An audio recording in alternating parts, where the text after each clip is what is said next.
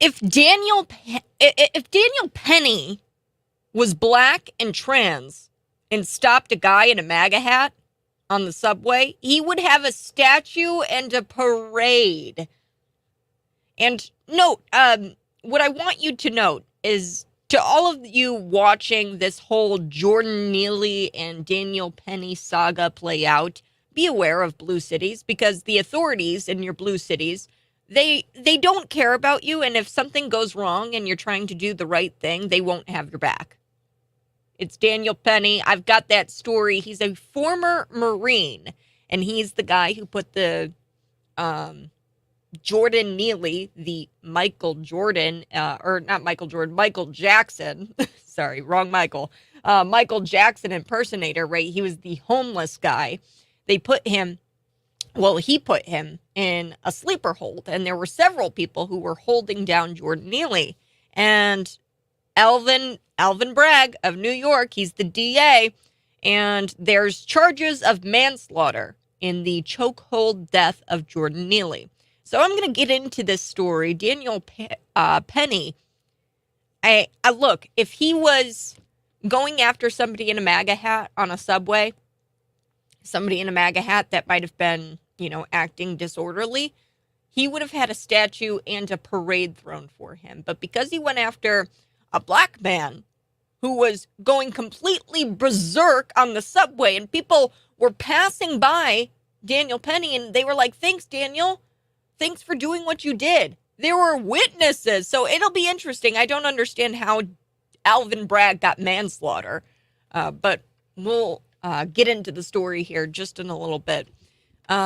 First, though, I do want to talk about Randi Weingarten. She's the worst. Literally, probably the worst. Worse than Joe Biden. The teachers union is the true enemy of the people. The teachers union president, Randi Weingarten, guess what she's come out with now? It's like an artificial intelligence service.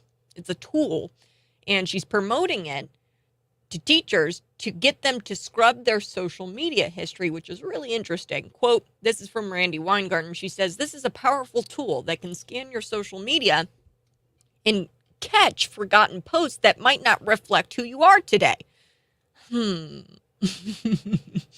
Oh, I've got this story. I've got some thoughts on it. Then you guys will want to stick around, because coming up in about 5-10 minutes, I'm going to get through this story here. A female field hockey player in Scotland.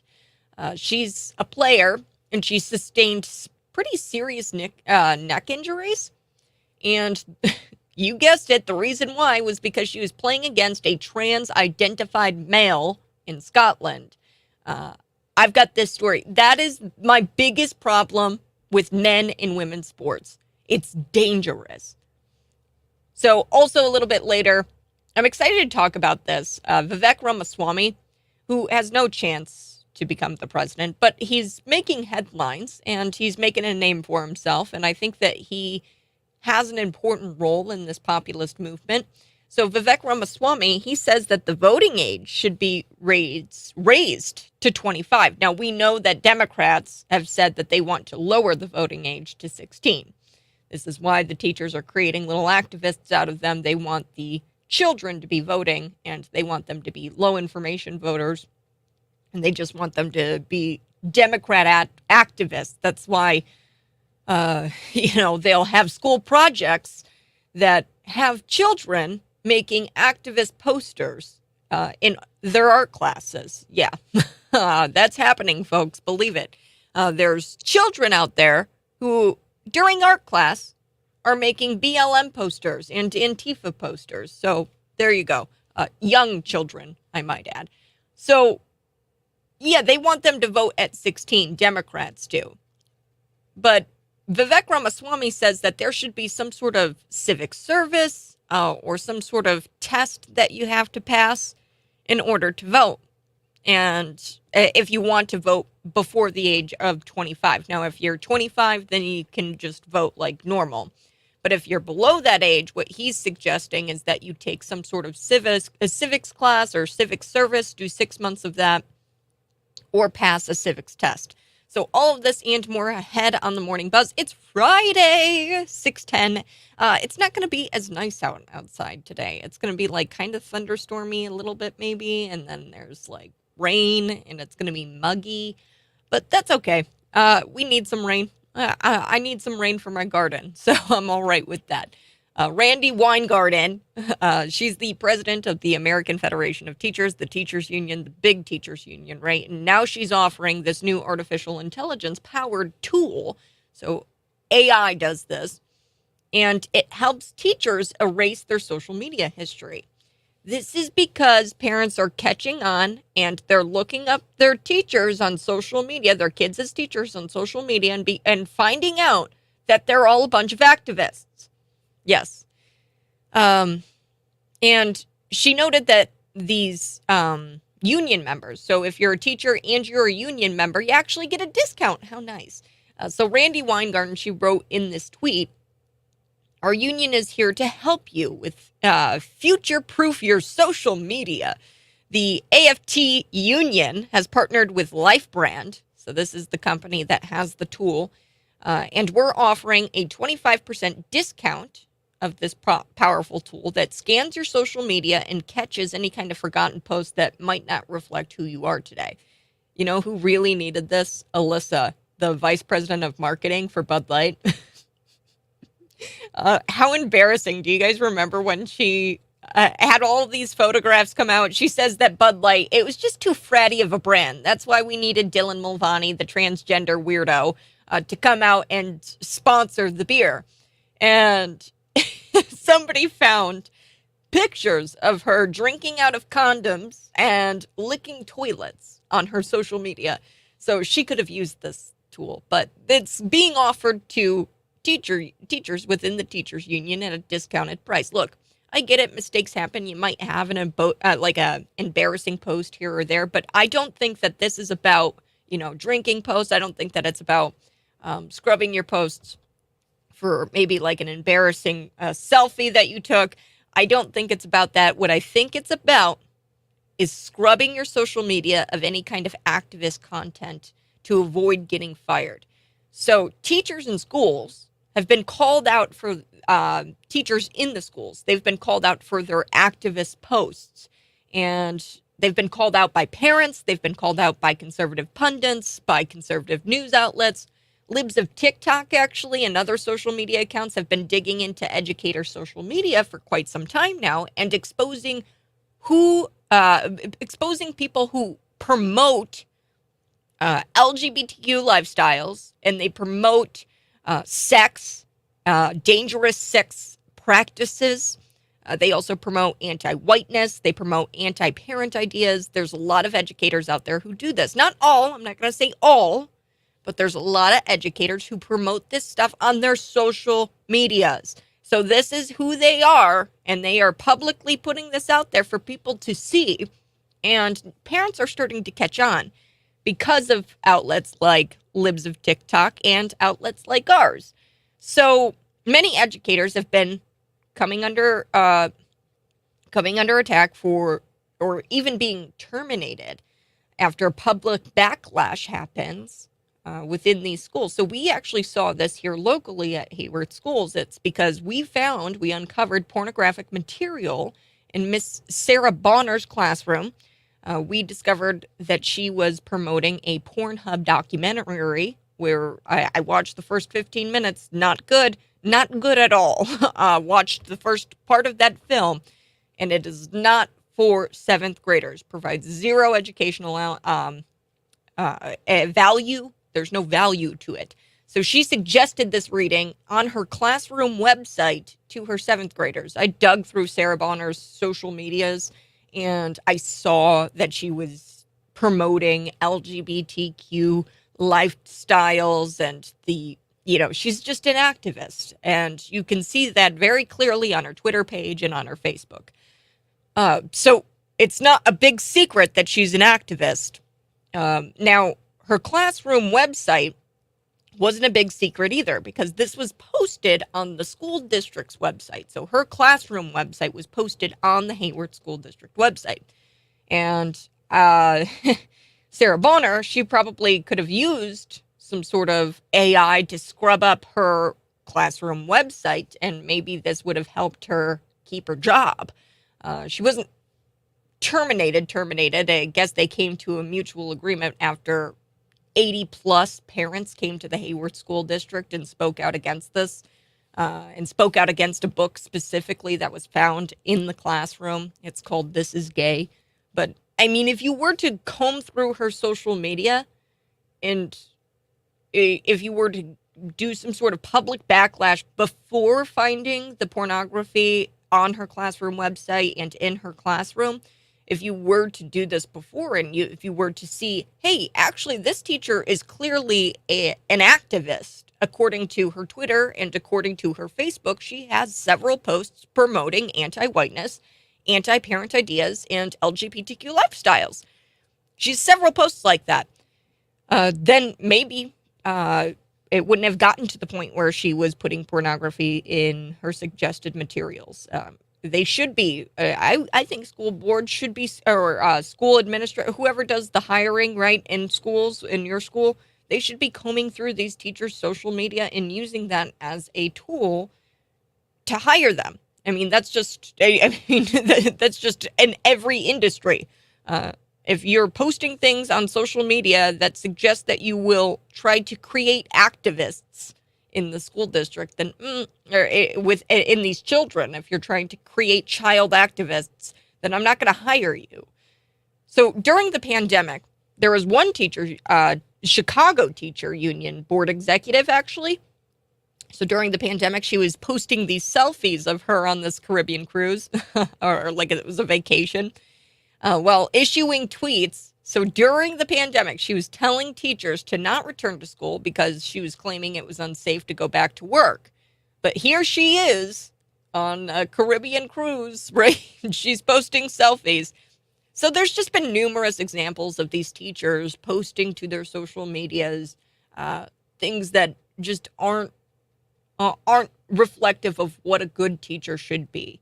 And there's hypocrisy, there's promoting anti-whiteness, very dangerous ideology happening on these teachers' social medias. Fox News, they've done several stories citing examples of teachers, promoting these activist type things. Fox News actually talked about a teacher in Washington State who complained on Twitter that many schools, so they cited this teacher, that guidelines and laws haven't helped them keep students' information secret from Christo-fascist, so Christian fascist parents. So they're saying that there's schools and they haven't adapted the laws to try to help keep the students' information a secret, and that they need to adapt this. So here's the story. Auburn school district teacher, her name's Karen Love, she responded to a tweet that urged parents to check their school district's policies regarding keeping information about their child's secret, from saying, quote, so here's the quote. It says, parents, you need to check school district policies regarding keeping information about your child the secret from you. So there's different school district policies about what should happen if a child approaches you and wants to be called a different gender from what they actually are, different sex from what they actually are. So if little Timmy wants to go by Tamara or Tammy, right? If Timmy wants to go by Tammy all of a sudden, they will withhold that from you and call him Tammy at school, and they will keep that a secret from you. The school will.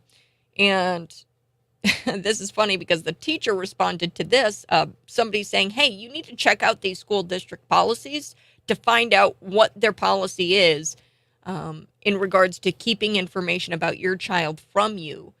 So Karen Love, she's in Washington State, she says, quote, I can't disagree with this more. So many students are not safe in this nation from their Christian fascist parents, and our guidelines and laws haven't caught up with this yet. So gross. So gross. The teachers union, this is them playing cleanup because they know that parents are starting to expose these teachers for what they are really doing, and that is indoctrinating your kids to become raging leftist activists for the Democrat Party. Do me a favor today at lunch. Look up your kids' teacher on social media and check to see if they are a raging leftist activist. And it'll be very clear, probably within the first 5 minutes. Um, on their social media, they will be promoting things like anti-whiteness, critical race theory, LGBTQ lifestyles. They will be promoting that sort of thing on their social media for the public to see. So look up your teacher on social media. I got to take a break, but when we come back, I do want to dig into this biological male. He's playing in a women's field hockey team, and allegedly he injured this young female opponent in a match, and she sustained neck injuries. So this is a really interesting story out of Scotland. I'll be back.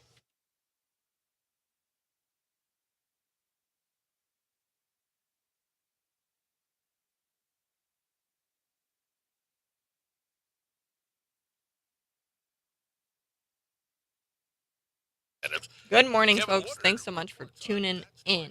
We're going to be back here in just a couple of minutes.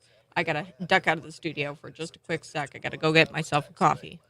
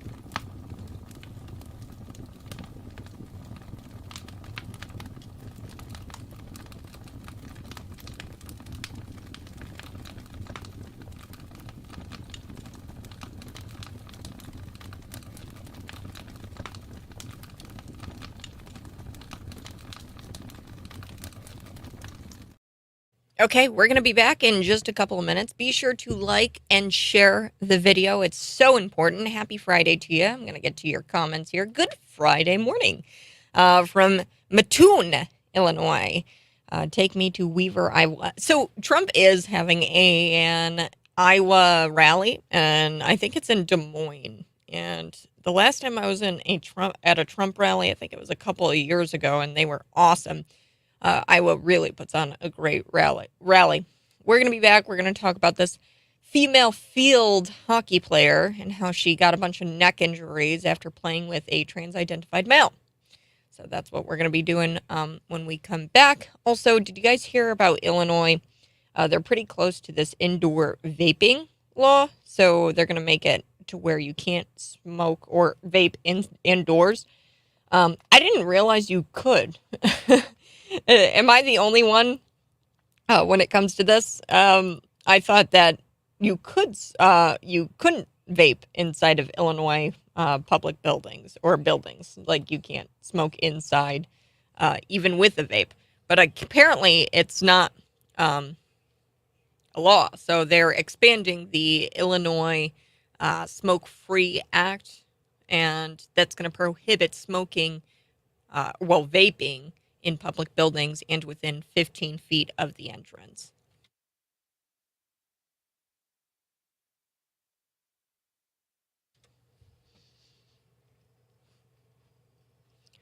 Good morning. Hey, this is the Morning Buzz, and I'm here in studio. If you want to see me live, you can go to Facebook or YouTube, type in the search bar Cities 92.9. Ron DeSantis is going to be here today for the annual Lincoln Day dinner. It's going to be in Peoria. We've got Kev Ferris headed out there this evening.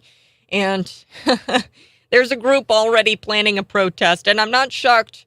It's the Peoria Proud group, right? They said that they're planning a protest in opposition to the visit right outside the Peoria Civic Center where the event is supposed to be taking place. Yeah. So the Pride folks, the gay Pride folks, they are going to be protesting Ron DeSantis because, he signed the Don't Say Gay bill. Just kidding. It's not called the Don't Say Gay bill. It's called the Parental Rights Bill in Florida. Basically what it says is that you can't teach kindergartners about gay sex or heterosexual. You can't teach them this nonsense. So before we took the break, I'd been telling you about this biological male playing in this women's mixed age field hockey team, and allegedly he injured this young girl. She was an opponent, so they weren't on the same team, but he was an opponent of hers on the field, and she sustained some sort of neck injury earlier this year in Scotland, and now it's coming out because Reddix has done the story. His name is Greg McDonald, and he goes by Anna on social media, and he's a transgender player, and the specific date and information on the opposing team have been withheld, so I can't give you a specific date. All I know is that it happened earlier this year, but now we know who this field hockey player is. His name is Greg McDonald. He goes by Anna on social media. And there was a spectator who told Reddix News, it's a news outlet, that Greg McDonald looked and moved like a rugby player, and that he was so much taller and very muscular, and he was more muscular than everyone else. The source said that while the field hockey is not officially a contact sport, because field hockey isn't a contact sport, collisions commonly occur between players, both on accident and when the rules aren't followed. So if the rules aren't followed, a lot of times it becomes a contact sport. Soccer's kind of like that. I mean, it is a contact sport, but if you play it right, it doesn't have to be a contact sport. So Greg McDonald, this transgender male or biological male who was pretending to be a girl, tackled a girl who she got behind the defense line. I'd imagine this is pretty close to soccer. So she got behind the defense line and had a clear run at a goal. and the tackle came from the left of her, and it was hard and with intense speed, as spectators have told this news outlet. And the girl was completely flattened, and there was a large gasp from the spectators. They couldn't believe it. So, free hit. So I think in this game, field hockey, I don't know how to play it, but in field hockey, you get a free hit like at the goal. So it's kind of like a free throw or something like that for the foul. But there was no personal penalties. The guy, Greg, he didn't have to sit out the rest of the game for flattening this girl and sending her to the hospital, I'm sure. It doesn't detail so much about her injuries, but we do know that she sustained some neck injuries and she was taken off of the field when she was injured. Look, it is not safe for women out there, certainly not young girls, to be playing with these men. They're different sizes, they're different speeds, and their weight is just simply much larger. And it can really hurt a girl if she is to be going up against a man in a game. Scottish hockey policy on transgender players states this wishes to try as far as is possible to permit trans people to compete in their affirmed gender while balancing this with its role to providing fair play and competition and protecting the integrity of women's, men's, and mixed competitions. So they say we do our best to try to keep things balanced, but really what we're trying to do is permit all trans people so that way their gender and uh, their circus is affirmed by us. We're buying tickets to their circus because we don't want to look like bigots. So we're going to compromise the safety of women in order to affirm nonsense and chaos. So keep men out of women's sports. I've got to take a quick break, but we're going to be back. I want to run through Vivek Ramaswamy. He's come out now and he said, you know what? We should be we should raise this voting age from 18 to 25. But there's a way he wants to kind of go about allowing 18 to 25-year-olds in that age range a way to vote. And I kind of like this part. I'll be back. This is The Morning Buzz.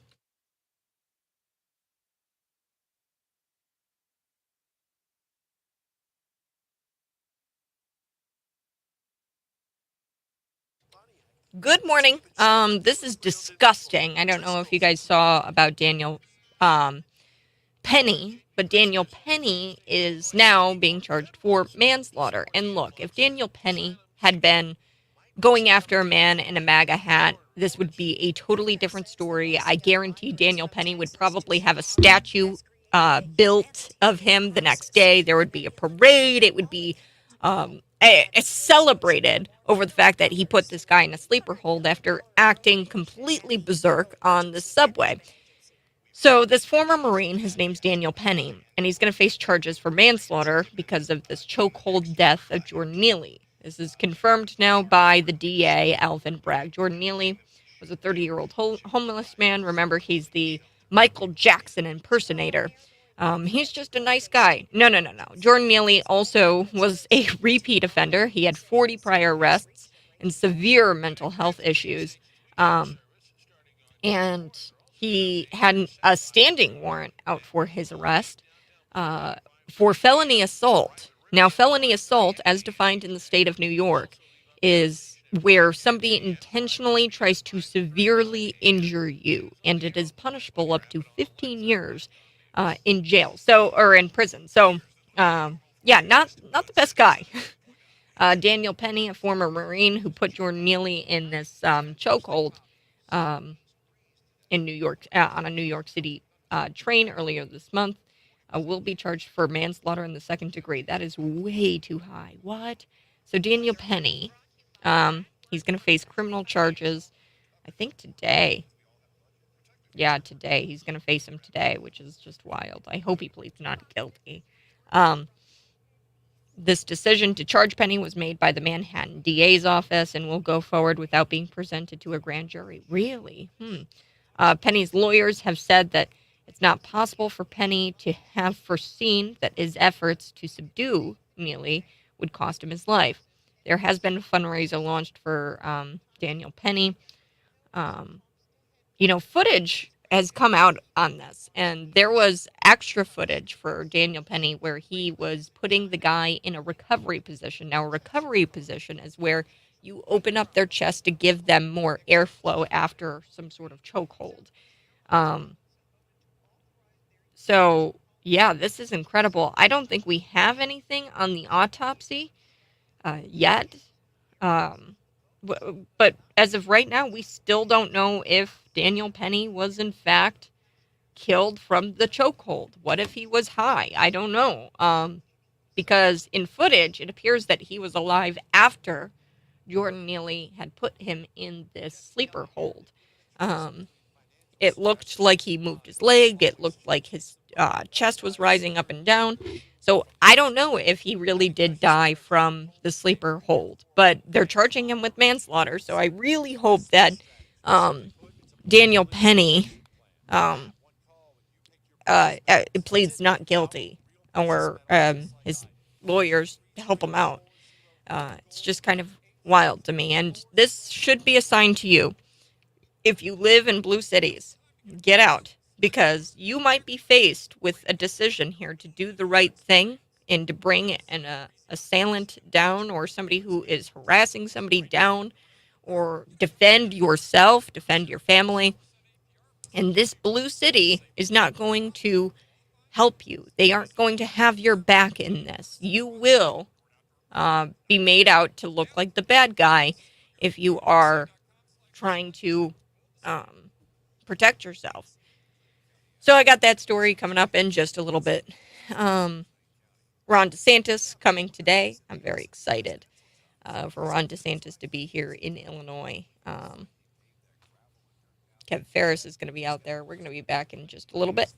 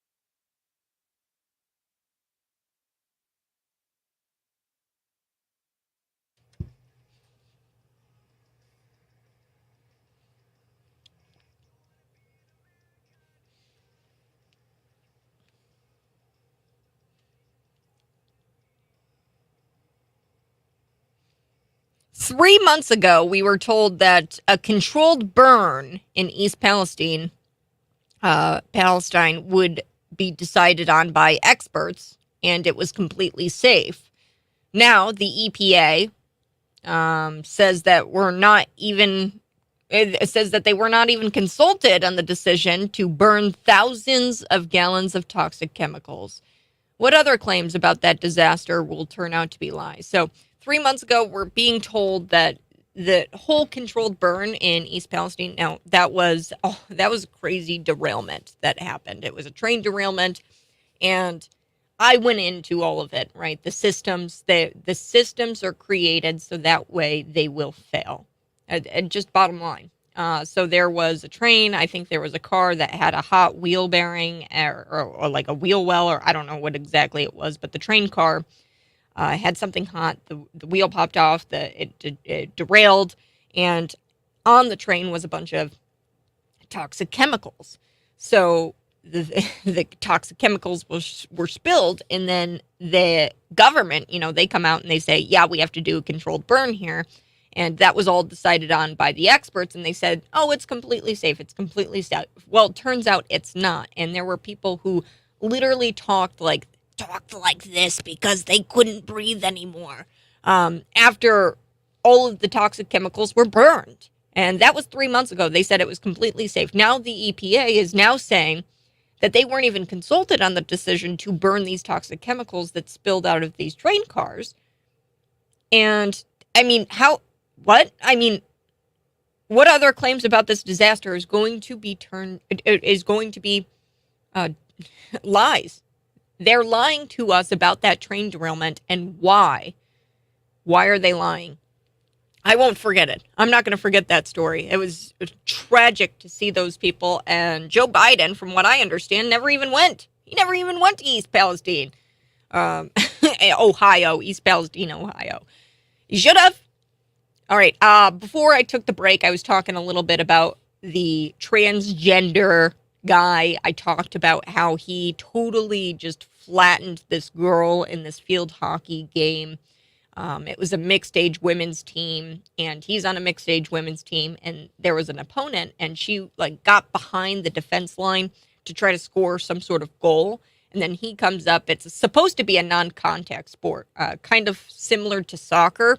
Soccer is a contact sport, I think, but if you play it correctly, it doesn't have to be a contact sport. But this guy clearly wasn't playing the game correctly. They didn't even give him a penalty. They didn't tell him, hey, you should probably sit out the rest of the game. No, they let them, take a shot, like they were awarded a free hit for the foul. So they got a free goal, similar to that of a free throw.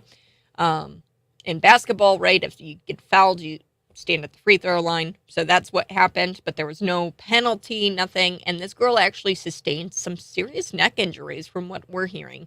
And yeah, that's a crazy story, folks. You got to keep men out of women's sports.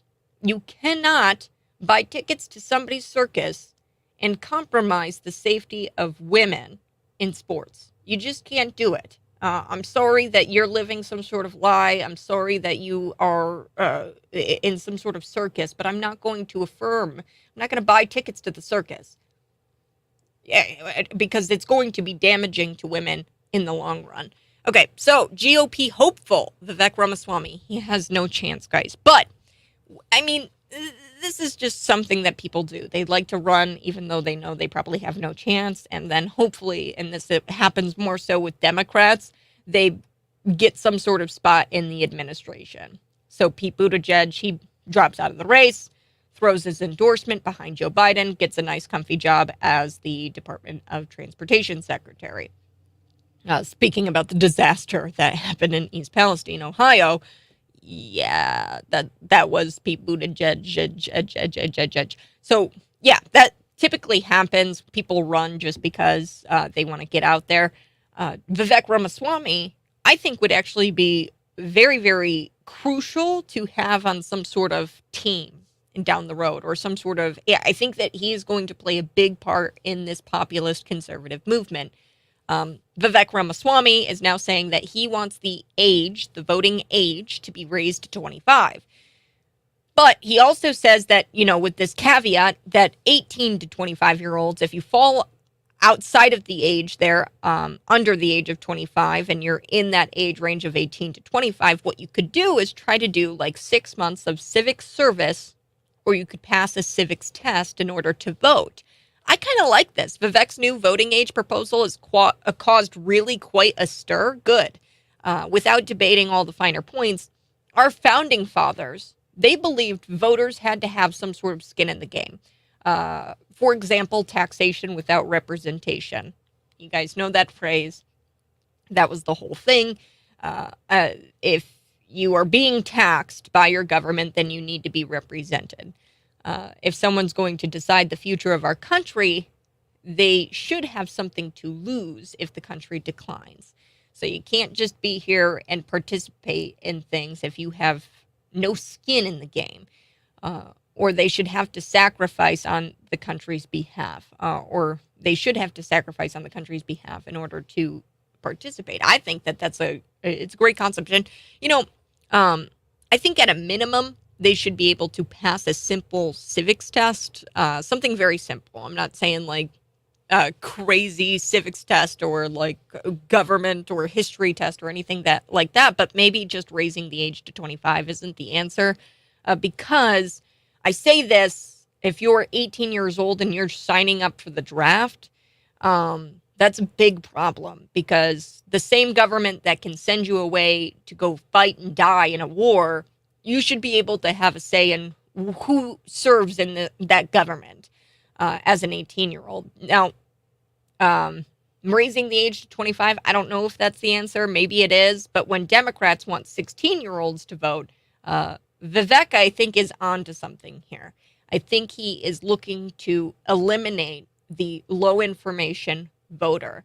And what we've seen in America is that these low information voters get out there, they vote for these crappy policies and these crappy politicians, because the media told them to. So I think you need to have some skin in the game. And, women get upset when I mention this, but I've got to, right? When they were fighting for our right to vote, and I'm glad that I have the right to vote, ladies. I'm not saying that. However, I will say that there was a reason why we weren't voting. And it was a good reason why we weren't voting, back in the day. Women don't realize that back then, and even now, I don't even know, how much I agree with women being able to vote, being that they can't be drafted. Now, it kind of complicated things, being that we entered the workforce during war times, taxation without representation. You're being taxed on your wages. You should probably have a say in who is in that government, who is deciding to tax you. But men were being drafted, and they need to have a say in the government that could potentially send them off to war to go die. So that's why it was set up that way. I think this is an interesting conversation to have. It's interesting that the Democrats want kids to vote, like 16-year-olds, and Vivek Ramaswamy, a Republican, and quite a few Republicans, I've seen this, where they want it to be raised. They want the voting age to be raised. I think it's interesting. Children need to stay kids. They need to stay kids. Kids need to stay kids. And Democrats wanting kids to vote like 16 years old, I think that's a really, really not a good idea. With Vivek Ramaswamy's proposition here, he gives an out to those who are 18 to 25. If you want to vote, then you have to pass a basic civics test or have some sort of a complete 6 months of civic service. So yeah, maybe the low information voter would go obsolete, and we would have young people, I don't know, actually voting for common sense policies. 309-451-9299. I got to take a break. Coming up in a little bit, we will be talking about Eric Adams, because he is completely losing his mind over this migrant crisis, these illegals pouring over the border. And instead of going after Joe Biden, he's going after people within his own state. I've got more next.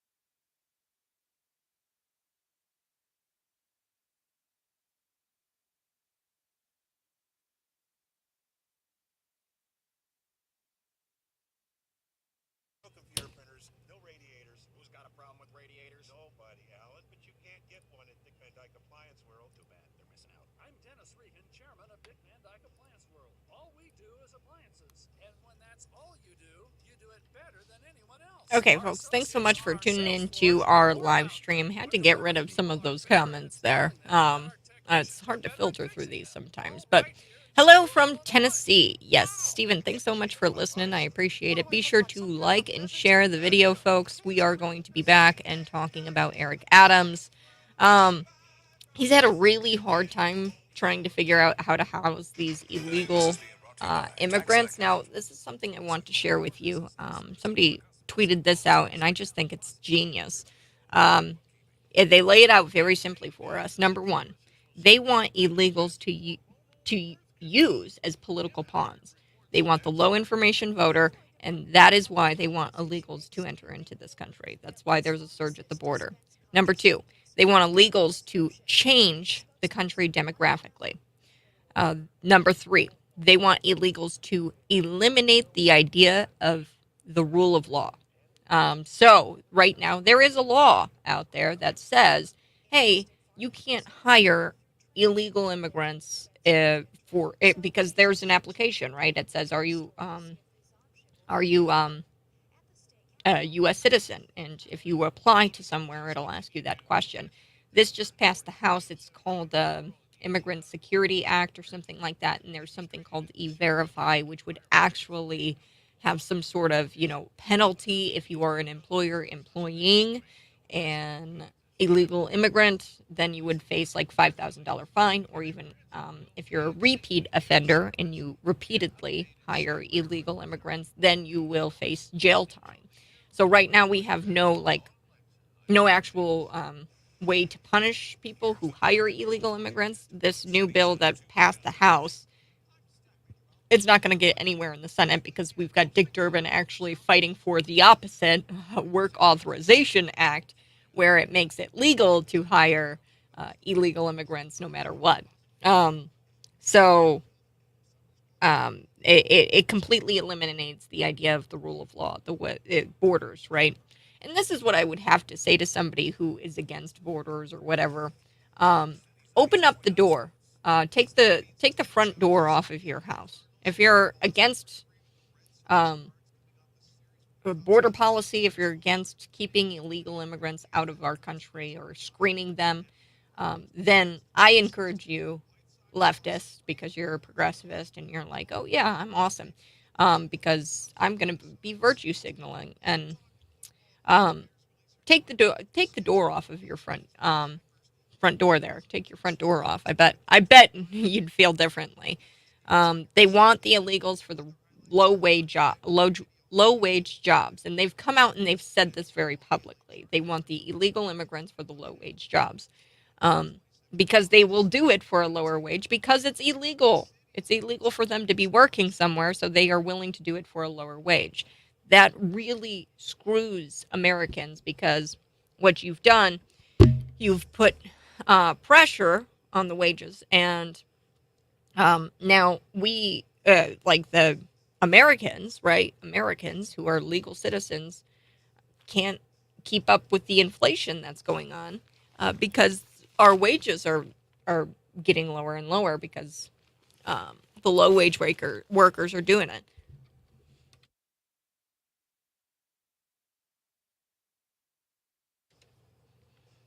Good morning. This is the Morning Buzz. They want illegals. They want illegals because they won't share our values.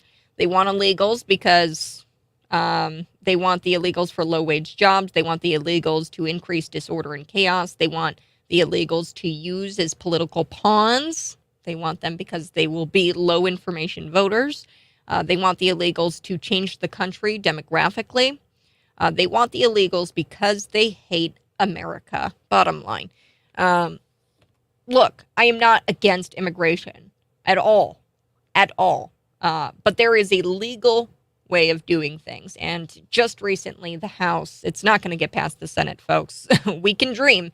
But the House passed this bill that has E-Verify in it. And what it does, it holds employers accountable for committing a crime by employing illegal immigrants. So you could face a $5,000 fine if you were a repeat offender. If you repeatedly hire illegal immigrants as an employer, then you can face up to some jail time. You can be sent to jail for doing this. And right now in this country, we don't have any kind of checks, balances. We don't have any sort of reparations or reprimand. We don't reprimand employers who hire illegal immigrants.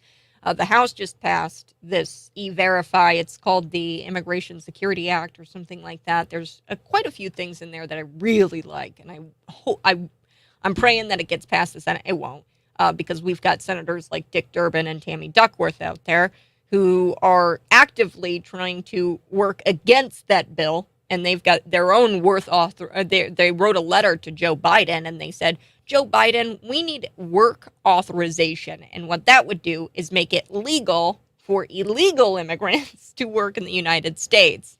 So yeah, they want the illegals because they want to change, and they want to really just eliminate the idea of the rule of law. And here's what I've got to say to folks who say, Kat, you're a bigot.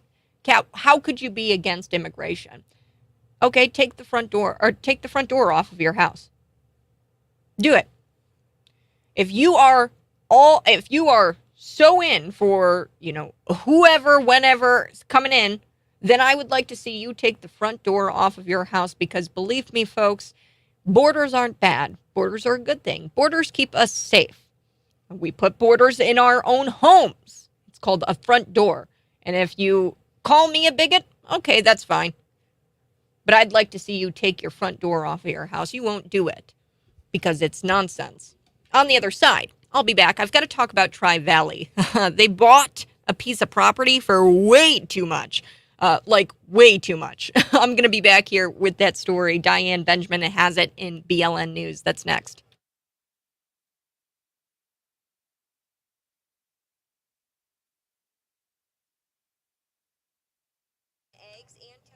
Okay, I'll be back here in just a little bit with more stories. Real quick, I'm going to go through this story with you while I'm waiting to get back on air in the 7 o'clock hour. But, oh boy, this vegan. Friends, we found the world's worst neighbor. I found him. And I think electric vehicle owners demanding the rest of the block use less electricity are up there. These are pretty bad neighbors. But this bitter old hag complaining about her neighbor is too hot and doesn't wear enough clothes, gets the silver medal. So she was complaining that he was too hot and doesn't wear enough clothes. She's probably this weird, bitter old hag. But these Australian vegans wanting their neighbor to control the wind because meat smells hurt their tummies, their tum-tums. I think this tops the list.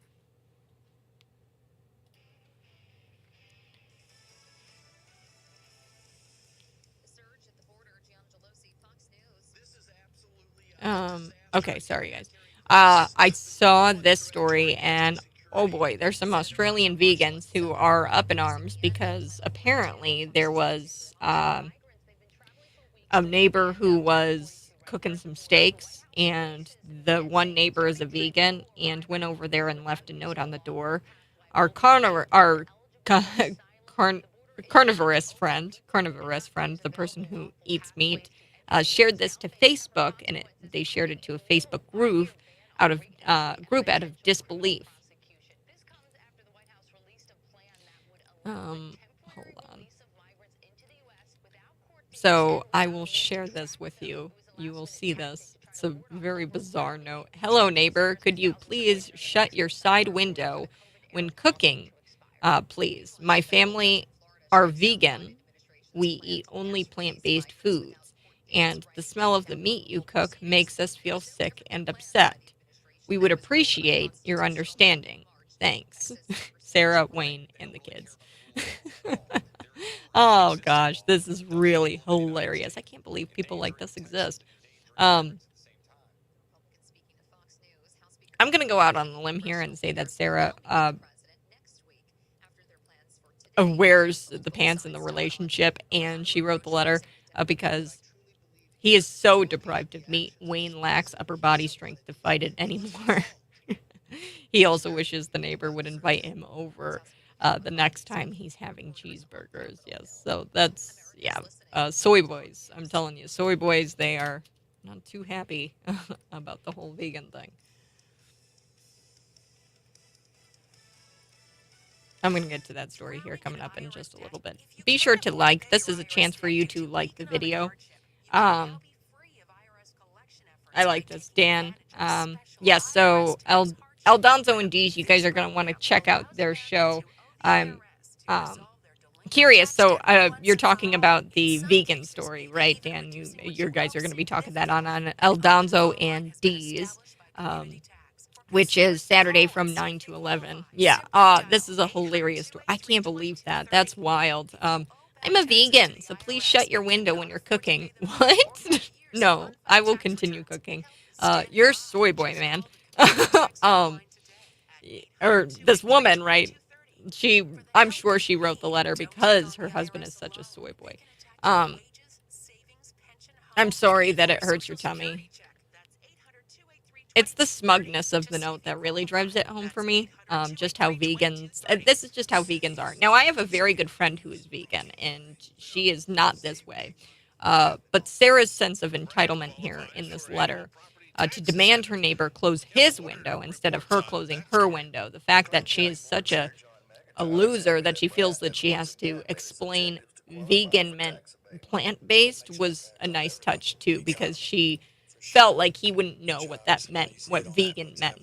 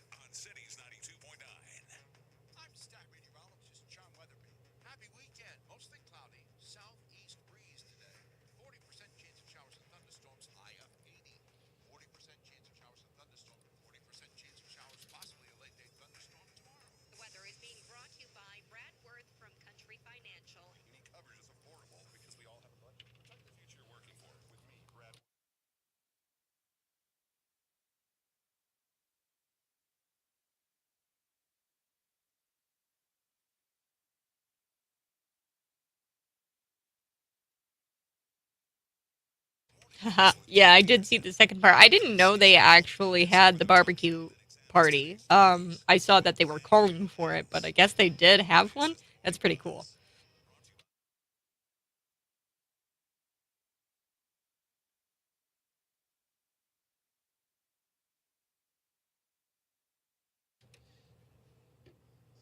Woo! Hey, good morning. This is the Morning Buzz. You can text in at 309-451-9299, and you can see me live in the studio on Facebook and on YouTube. Now, I want y'all to note something here. When watching Jordan Neely and this Daniel Penny saga play out, beware of blue cities. Beware of blue cities. The authorities will not have your back if something goes wrong and you're trying to do the right thing. So this former Marine, Daniel Penny, he's facing charges of manslaughter. And I don't know how, because I haven't seen anything come out about this autopsy. I don't even know how they've attributed the chokehold to Jordan Neely dying. It looks like he put him in a sleeper hold for some time. Several people were holding down the berserk, mentally ill man who had 40 prior arrests, plus an outstanding warrant for his arrest for felony assault as defined by the New York City, or by New York, the state of New York, as intentionally trying to severely injure somebody, and it's punishable up to 15 years. So this is the type of guy we're dealing with, Jordan Neely, and they put him in a sleeper hold, and then they put him in a recovery position to try to open up his airway a little afterwards. And footage shows that he was moving, his chest was moving, and his leg was moving after they put him in the recovery position. So I don't know if he even died from the chokehold.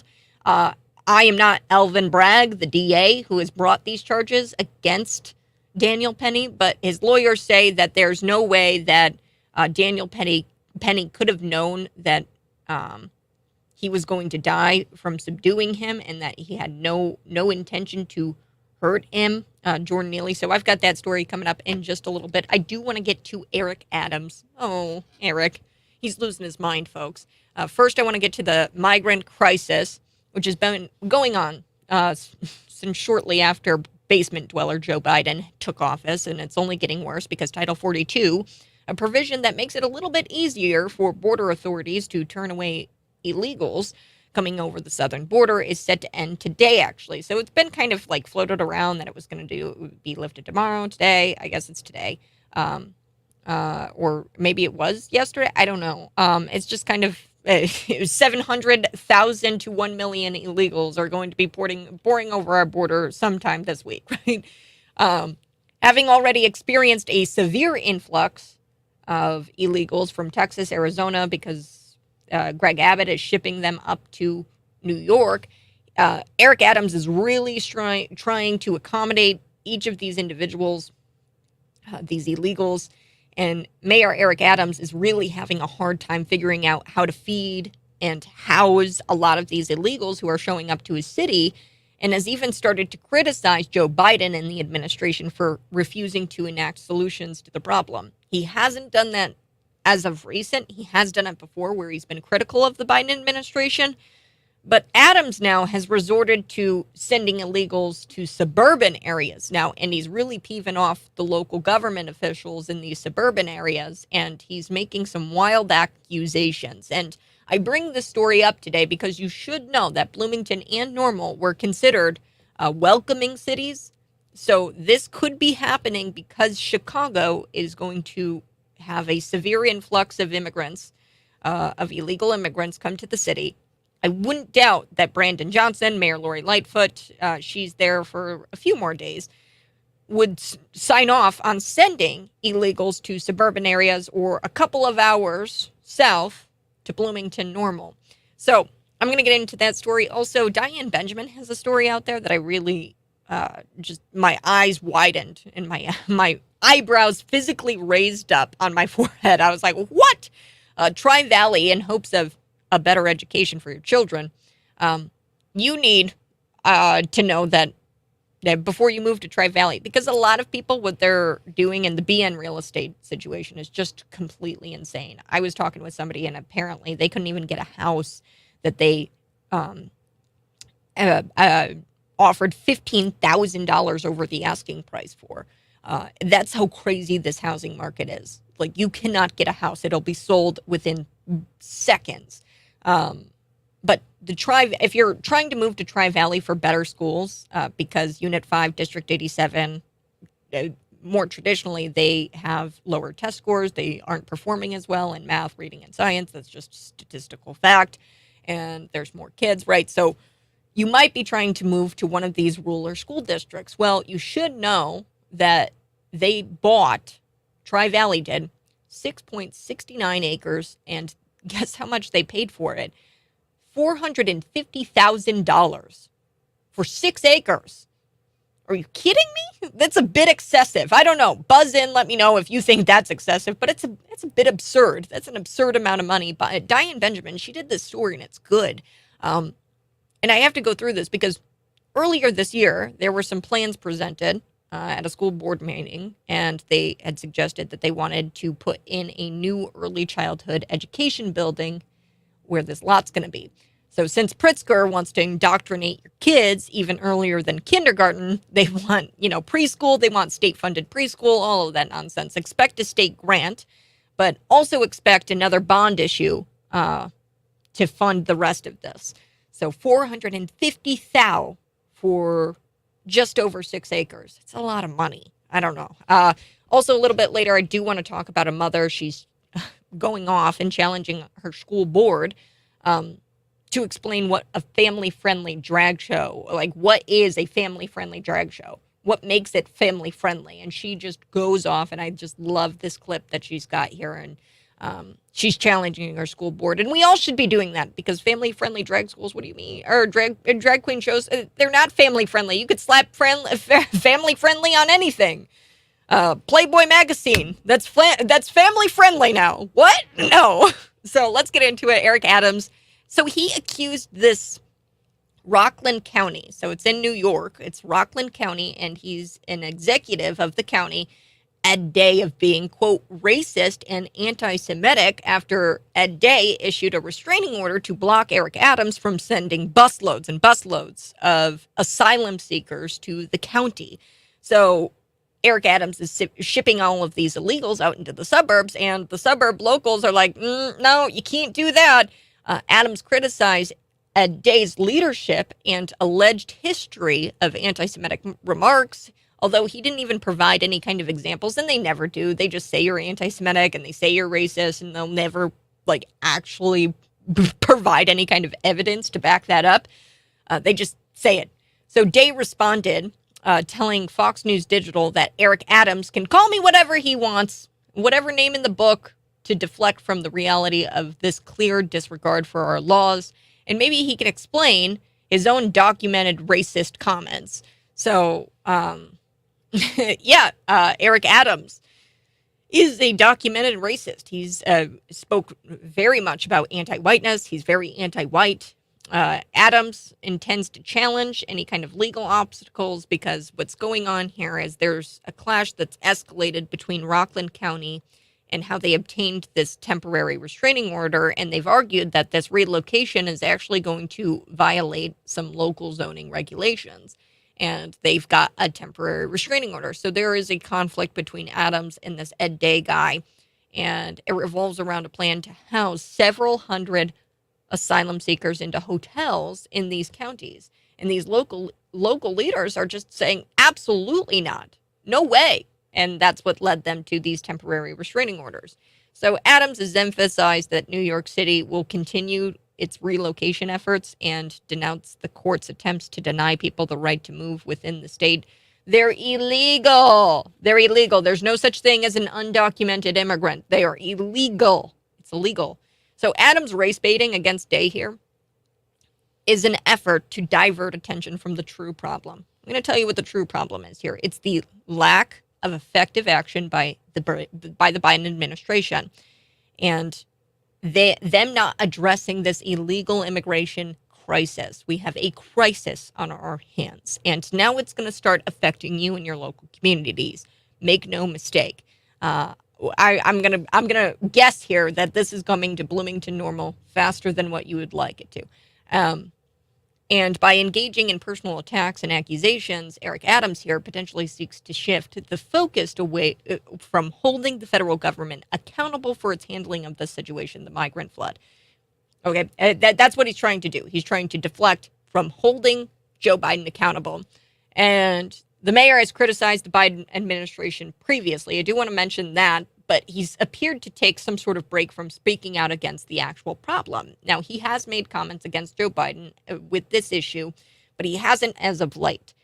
And if Adams really wants a solution, and I end with this, if he really wants a solution, he has to deal with the person responsible handling this problem. It is up to the President of the United States to ensure our United States borders, that southern border, is secure. Unfortunately, it seems like Adams would rather spend his time calling people racist. Go figure. Do want to shift gears. Want to get to the Tri-Valley story because it's important. Okay, and if you live in the Tri-Valley School District, it's going to affect you greatly.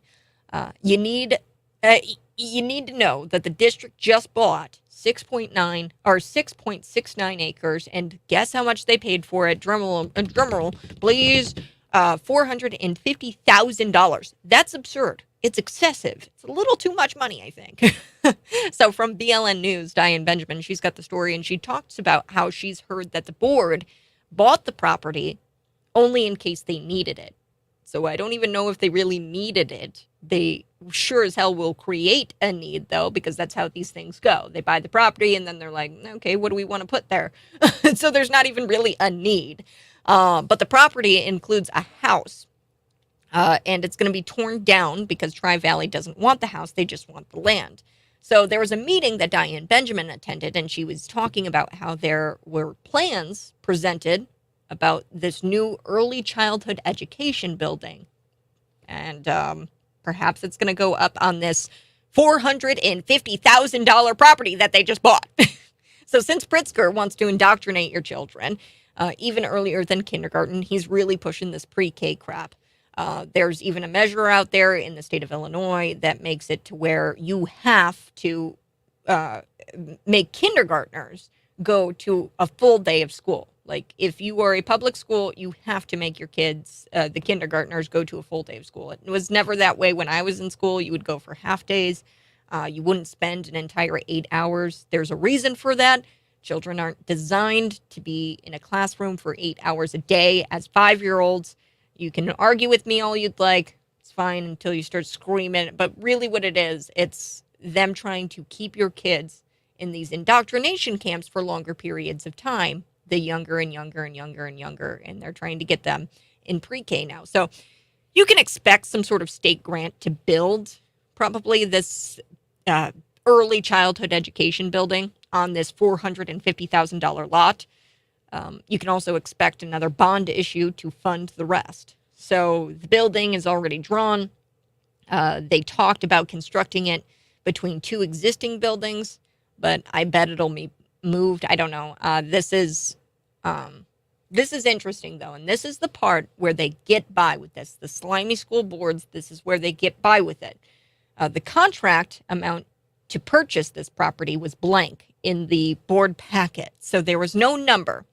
But this number wasn't shared with the public. Obviously, the purchase price was known before this school board meeting happened, where they approved it.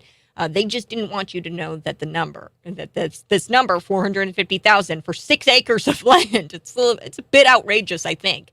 Obviously, the purchase price was known before the meeting, and they didn't want you to know. That's the whole point of this. Now, the taxable value of the property is $43,556. Multiply that by 3, you get 130,000. Over $130,000 is what the assessor valued this property. So Tri Valley paid more than 3 times that value. So they paid 3 times that value of what that property was worth, which is wild.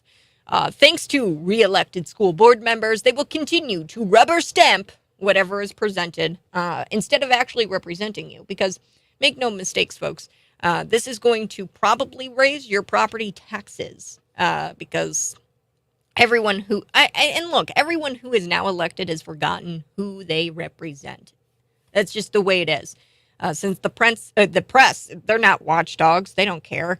These elected representatives are all you have, and they're just going to continue to rubber stamp, and they have totally forgotten who they represent. They have failed you. So please send the school board of Tri Valley a thank you note for your property taxes, because likely they'll go up because of this little thing that they pulled. Okay, do have to cut to break. Oh my gosh, I've got to cut to a break. I'm glad I ran through that story. I think it's an important story, and I hope that you guys read on BLN News the entire story. She provides Diane Benjamin a lot of documentation. It's important. Coming up next, I do have this hilarious story. So we've all had pretty crappy neighbors before. This woman definitely takes the cake as the worst neighbor ever. um, she's a vegan, and she's upset with her neighbor because he's not a vegan, essentially. So I've got more on that story. You guys are going to want to come back.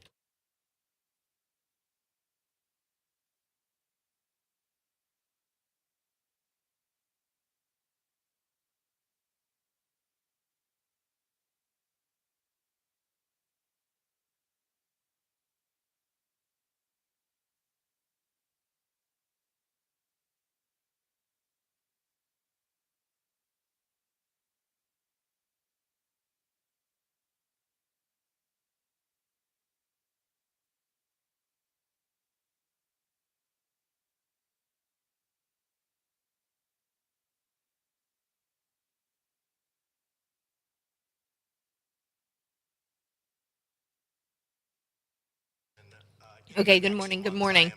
Um, I will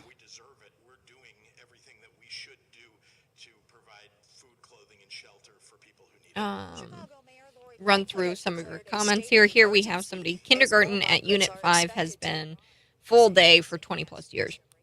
Yeah, I get that. My problem here is that the state now has enshrined it into law where they're mandating it. So I know that a lot of schools already do it, and I get that. However, I will say that mandating it via state law is concerning because you should have some sort of option. And I'm all for school choice, and we don't have school choice. And over 70% of Illinoisans are actually pro school choice. Um, Parents should be able to, move to different school districts. That's kind of, I mean, school districts and where your school district is, um, really is what you look at as a parent when you're moving. Now, if you want to push back on me on that, you can throw it into the comments here. But I think the number one thing that people look at are the school districts when they're moving. And, if you're in a school district currently that has it to where it's not a full day of kindergarten and you like that, well, now the state has mandated that you have to send your kid to a full day of school. They're not going to make it an option anymore for these schools to make kindergarten half days. So I'm 23. I went to school. It was a rural area, Reed Custer. And I went to school for half days when I was in kindergarten. Um, and my parents really liked that. I remember I did not want to go to school. My mom homeschooled me for a little bit because I was very much not for going to school. And sometimes kids just aren't. They're not made for school at that age, right? And there is a reason why, because sometimes children are more dependent on their parents at the age of 5. Like, think about that. And I think that people don't understand that we have an obligation to protect kids. And the reason why we have that obligation to protect kids is because they're 5. Like, you're, 40, 50, 60. I don't know. If you're, and I'm 23, you look back on that and you're like, 5 years old. I was literally so incapable. It's not even funny. 5-year-olds are incapable humans. And there's a reason why. It's because they're babies. They're kids, right? And the reason why there was half days, that's what it is. Um, so hold on. There is another one. Why do people who live on government welfare get to vote? You give up your voting right when you go on aid for the time period of 1 year, 1 month, 1 week, 1 day from your removal from the. That's interesting. Yeah. Yeah, I don't know. I suggested that you need skin in the game in order to vote. Vivek Ramaswamy is now raising the age from 18, or now wants to raise the age from 18, the voting age, to 25. However, he provides some sort of caveat there between the ages of 18 to 25. If you want to take like a civics course in order to vote at the age of 18, you have to take the civics course or do civic service. And this listener here is saying, why do people live on government welfare and still get to vote? You give up your voting right when you go on aid for the time period of, whether that be 1 year, 1 month, 1 week, a day from the removal of the government program. So if you're on the government program for the time that you are on that government program, then you shouldn't be able to vote. That's what this listener is suggesting. I think that's pretty funny or pretty cool. It's a great suggestion. Yeah, I think that you need to have some sort of skin in the game if you want to vote. Um, that's the way the founding fathers, and that's not just me saying it. That's the way the founding fathers originally wanted it. Taxation without representation, right? That's a suggestion, or that's a famous quote. Because if you're being taxed, your wages are being taxed, or you're being taxed on your property, then you need to have some sort of say on the people who are taxing you. So that was the whole point. Also, women not being able to vote. I brought this up. It's because they weren't being drafted in the war. And after the war, they got the right to vote, or after all of these World War One, two, women started entering the workforce because all the men were gone. And of course, you run into the whole taxation without representation. If they're entering the work world and they're having their wages taxed, then they need to be represented. But before then, women weren't traditionally working. That's why they didn't have the right to vote, because they had no skin in the game. And once you understand that, then you start to understand, why the founding fathers had it set up to where you have to have some sort of skin in the game in order to vote.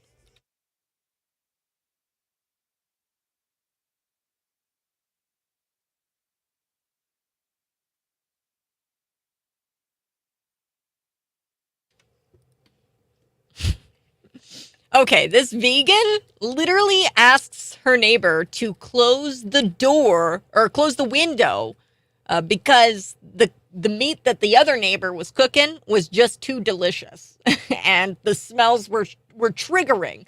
So, I mean, I've had some pretty crappy neighbors in my lifetime. A lot of the time, what they'll do is, they'll smoke inside. I've got no issue, right, with you smoking. Just smoke outside. We have a no smoking policy in the building, so just smoke outside. I don't get what's so hard about that. That really peeves me off because I've had neighbors like that in an apartment building, right? But sometimes, I mean, there's really awful neighbors, right? You've got the neighbors who try to one up you when it comes to, the lawn. And they're trying to cut the grass, they're trying to plant all the plants in their like immaculate yard, and then here you are like busting your butt every day at work, and you're just tired and you don't want to compete with your neighbor on the yard, right? So, friends, I think I've found the world's worst neighbor. So this neighbor, there's a little letter that she wrote, and she posted the note on the neighbor's door, and she says this in the note: "Hello, neighbor. Could you please shut your side window when cooking? My family and I are vegan." And then she puts in parentheses here, "We eat only plant-based foods." So she explains what vegan means. "And the smell of the meat you cook makes us sick and upset. We would appreciate your understanding." I'm going to go on a limb here, and it was signed, the letter here was signed by Sarah, Wayne, and the kids. So I'm going to go on a limb, and I'm going to say that Sarah both wrote this letter, and she wears the pants in this relationship, because the husband here, Wayne, is so deprived of meat, such a soy boy, he lacks upper body strength to try to fight or try to fight anymore. He's just such a soy boy. He just gives up. And secretly, I bet Wayne is wishing that his neighbor would invite him in the next time he's having cheeseburgers, I bet. But it's the smugness of this note that really gets me and really drives it home for me, because that's just how vegans are. Not all of them, some vegans are. Sarah's sense of entitlement here led her to demand her neighbor close his window instead of her closing her window when he's cooking. And the fact that she's such jackwagon that she feels like she's got to explain what the word vegan meant and that it was plant-based was a very nice touch with this note. The response to the meat eater's post, so he posts this up on Facebook. He puts it in a Facebook group because he was really upset, or like he was like just in shock. I just, I can't with this. As she, even on the envelope of the note, so she wrote the note, put it in an envelope, and you can't expect me to take your note seriously if you write this on the envelope. On the very front, she writes, "Please take seriously." Nah, I'm not going to do that, Sarah. So, the response to this was really funny. People, were talking on the Facebook post here because he posted the letter on Facebook. And, I was actually expecting, because I saw this out of Australia, it's an Australian who was cooking up steaks. I would expect like the police to raid his house and send him send him to some sort of plant-based re-education camp, because that's just how commie other countries like Australia are. You guys remember the COVID camps in Australia. But instead, actually, people on the social media posted by our carnivore friend here, it's kind of funny. They said, should definitely shut the window and then cook barbecue right out in front next to their fence. Then somebody says here, time for a huge barbecue. The whole street should be invited. And they said, what is the world coming to? To when you can't cook a steak in your own kitchen. Then there was another one. If it's me, I'm respectfully not taking it seriously as requested. Instead, I'm going to buy a 10-pound brisket. I'm keeping an eye out on the weather to see, if it's windy, if it's not, where it's not too windy, where it's going to affect the cooking. I don't know if we've got smokers listening, but if you smoke meat, it can't be too windy, it can't be raining, right? That all affects the temperature of the smoker. But it should be windy enough to where you will be an ultimate jerk. And when I'm smoking it, I'm going to start it at 4 a.m. in the morning. I'm going to do a slow roast, and I'm going to invite the entire block over to enjoy the meat that I just smoked for 12 hours, and the smell will just the smell will just drift down the block. Yeah, I would do that. I would probably buy a smoker the next day and just start my smoker at 4 a.m. in the morning and put it right outside her window. That's ridiculous. I don't know. If you've got a neighbor like that, I'll be praying for you, man. 309-451-9299. I'm going to be back on the other side. Scott Robbins joins me.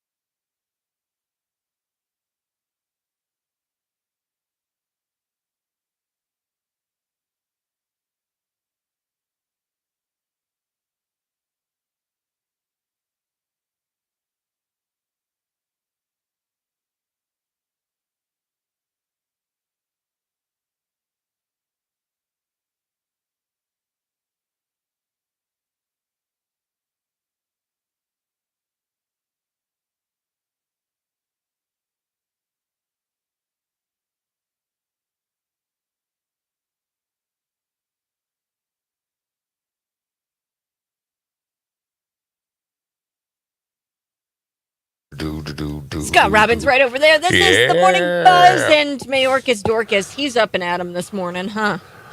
he's making his rounds. He's making his rounds to all the talking head shows, and they've got a new thing.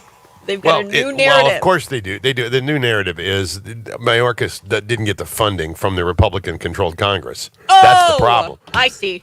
There's not enough money. Of course. When did this become a thing? I mean, seriously, it was like 2 years ago, right? The broken system was Trump's fault. Now the broken system goes back 30 years. I mean, this what we're seeing at the border, folks, we have never seen before in the history of this country. And I hope we never will again. This is the direct result of Joe Biden and the Biden administration. The direct result. What you're seeing is the direct result. And I'm watching those people at that town hall meeting in South Shore of Chicago. You know, a very a minority community. 92%, by the way, minority community. And they're bringing 500 immigrants into their neck of the woods to put them in a school. 250 to 500. And the people are outraged. They had no idea. They knew nothing about this. No one told them. It wasn't up for a vote. No one discussed it. They're just going to do it. And all of a sudden, I see them yelling at this town hall meeting with and again, this is South Shore, Chicago. They're at a town hall meeting, and they've just learned 500 illegals are coming into their community, and they're going to stash them away at a school. Clothing, feeding, the whole 9 yards. Here we go again, right? Mm-hmm. And they're worried about the element that comes in because they don't know. I mean, again, they don't know who's coming to the border. They don't know. They're going to tell you they know, they don't know. Either that or they'll know, and they'll go, okay, well, you show up in court of the state, you're free to go now, like they're going to. And so this is happening on the South Shore, and we were talking about this yesterday on Mark Lee Van Camp and Robbins. And David Van Camp took an interesting take on all of this. He said, I don't feel sorry for these people one iota, not one bit. No. He said, I don't feel sorry for them, and here's why I don't feel sorry for them. They voted for the corruption they've currently are receiving. They voted for this stuff. Again, never thinking that this would come to your neighborhood. Never thinking.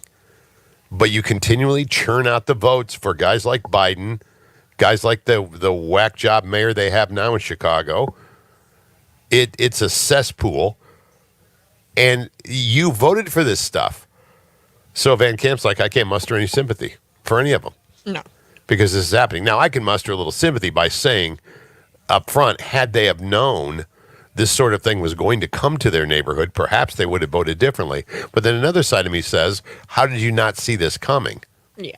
Yeah, it's common sense. It's common sense. Well, and then Eric Adams, instead of calling out Joe Biden, he's decided to call out people within his own state, the people who are in the trenches. They are doing local government. They are trying to run their suburbs.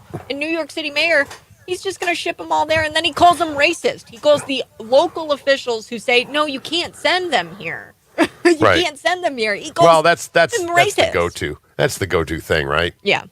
If you disagree with somebody or somebody has a different political view than you do, or even a problem on how to solve it versus the one you have, they're a racist. Mm-hmm. Or they're homophobic, or they're transphobic. You're whipping them. Did you hear this, by the way? Yes. Now that you bring this up, thanks for moving that along. This is April Ryan. She was with NPR at one point in time. She was also with CNN for a while. I think she's doing some sort of, I don't know, indie work now of some kind. But she's on the floor, press conference. Mayorkas is up there, trying to explain away what's currently going on at the border. April Ryan is now the dumbest person in the room. Here's what she did. This is true. All this is true, by the way. Remember the horse whipping thing, Kat? Yes, I sure do. Remember how, and even Biden weighed in, that's not who we are, and those people will be punished. And it was a total fabrication. It was a total lie. No Haitians were whipped. These things were used for the horses. Mm-hmm. Anybody who's ever ridden a horse on any level at all would know this. But, of course, the idiots don't know this, and they go right to where they go to, races. That's exactly where they go to. Going back to my original point. But this is April Ryan on the floor yesterday during the press conference with Alejandro Mayorkas. Here we go. The southern border is not just Mexicans, it is Haitians, it's Africans, as we've seen, particularly with that issue with the Haitians being whipped with the reins or the horses. What? But what is there? Well, let me just correct you right there, because actually the investigation concluded that the whipping did not occur. I'm sorry, I saw it differently. They were whipped with something from the horse. Okay. Reins from the horse. I'm sorry, I saw it differently. Differently. Yes. Gosh. Yes. Oh, Scott, I'm just so upset about this. I'm journalist. I'm a journalist. I saw it differently. Were you there? April Ryan, were you there? By the way, this has been debunked a million times over, because the initial rush from the media was, well, these racist border guards whipping these poor Haitians. Well, it never happened. No. That did not happen. It's been proven a lie time and time again. And I will credit Mayorkas here by at least stopping her and saying, hey, whoa, slow down. That's not what happened. And you'll notice, instead of her going, gee, I'm sorry, I was not aware.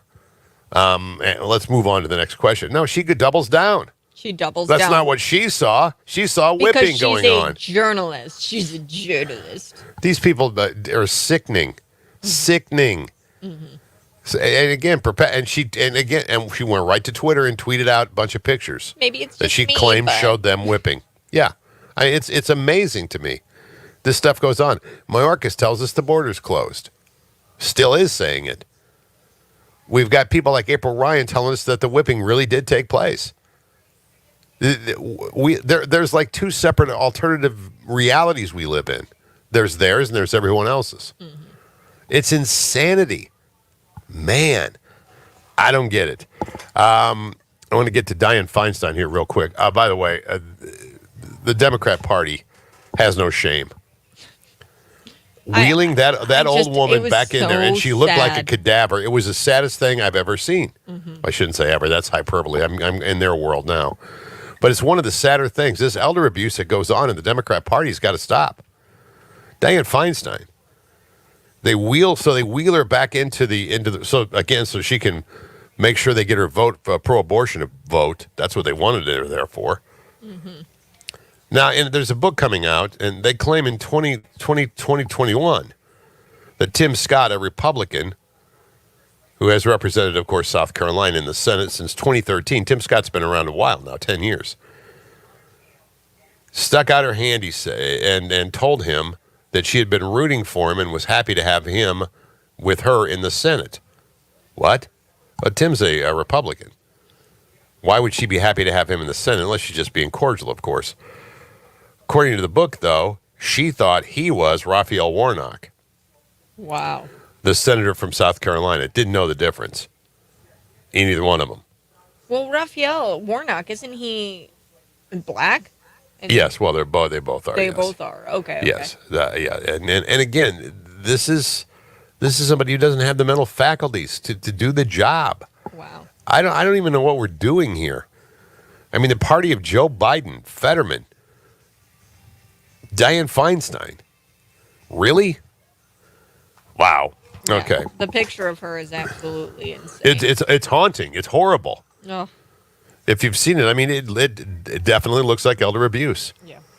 And Chuck Schumer's around her, and they're all around her. Oh, she's great to have you back. Great to have you back. Like, what? God. Some freaking vampires, man. All right, Kat, have a great weekend, man. You too, Scott Robbins. So you're going to be out and about this weekend, huh? Yep, our sister station. We're doing a remote tonight. Where are you at tonight? Where are you remoting at tonight? Crazy Cranes in Fairbury. You're at Fairbury tonight. Yeah, from 7 to 9. So we're giving away tickets to Tailgate and Tall Boys. It's a big music festival, Scott. It was huge last year. Oh, it was. Well, isn't Nickelback playing this year? Yeah, Nickelback. That's what I heard anyway. Yep. All right. Well, Nickelback. have fun in Fairbury tonight. I got a lot of friends in Fairbury. A lot of friends. A lot of people that have Fairbury. listened for years in Fairbury. Yeah. Mm-hmm. Well, and the racetrack there, awesome. Yes. Anyway, well, have a good time in Fairbury tonight, Kat. You too, Scott Robbins. Have a great I'll be weekend. thinking about you while I'm watching TV doing nothing. Okay. All right. See ya. See you later, Scott All right, Robbins. bye. He's going to be on later tonight, folks, on Cities 92.9. It's Markley, Van Camp, and Robbins tonight at 8 o'clock.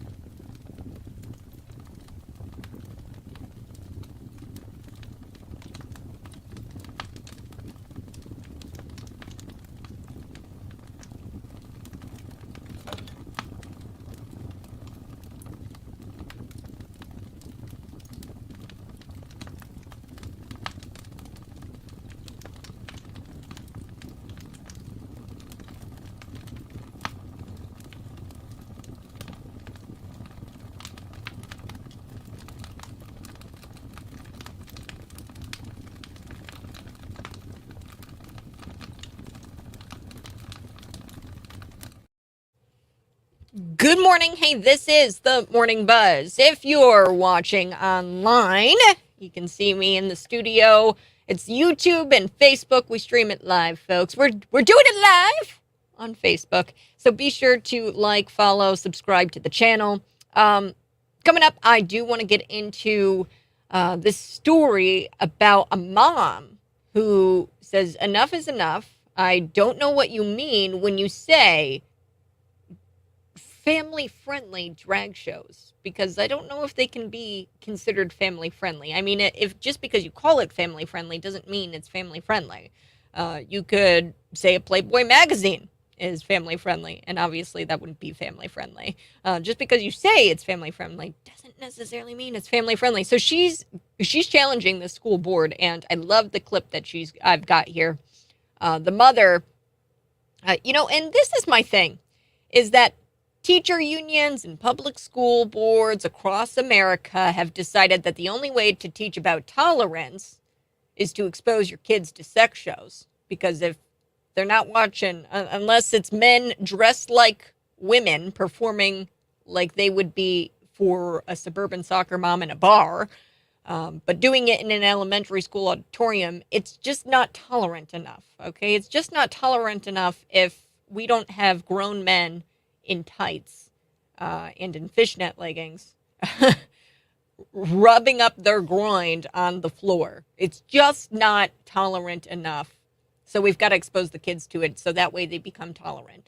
All they have to do is put the word family friendly in front of drag queen and it makes it A-okay. Nah, a mother is not impressed.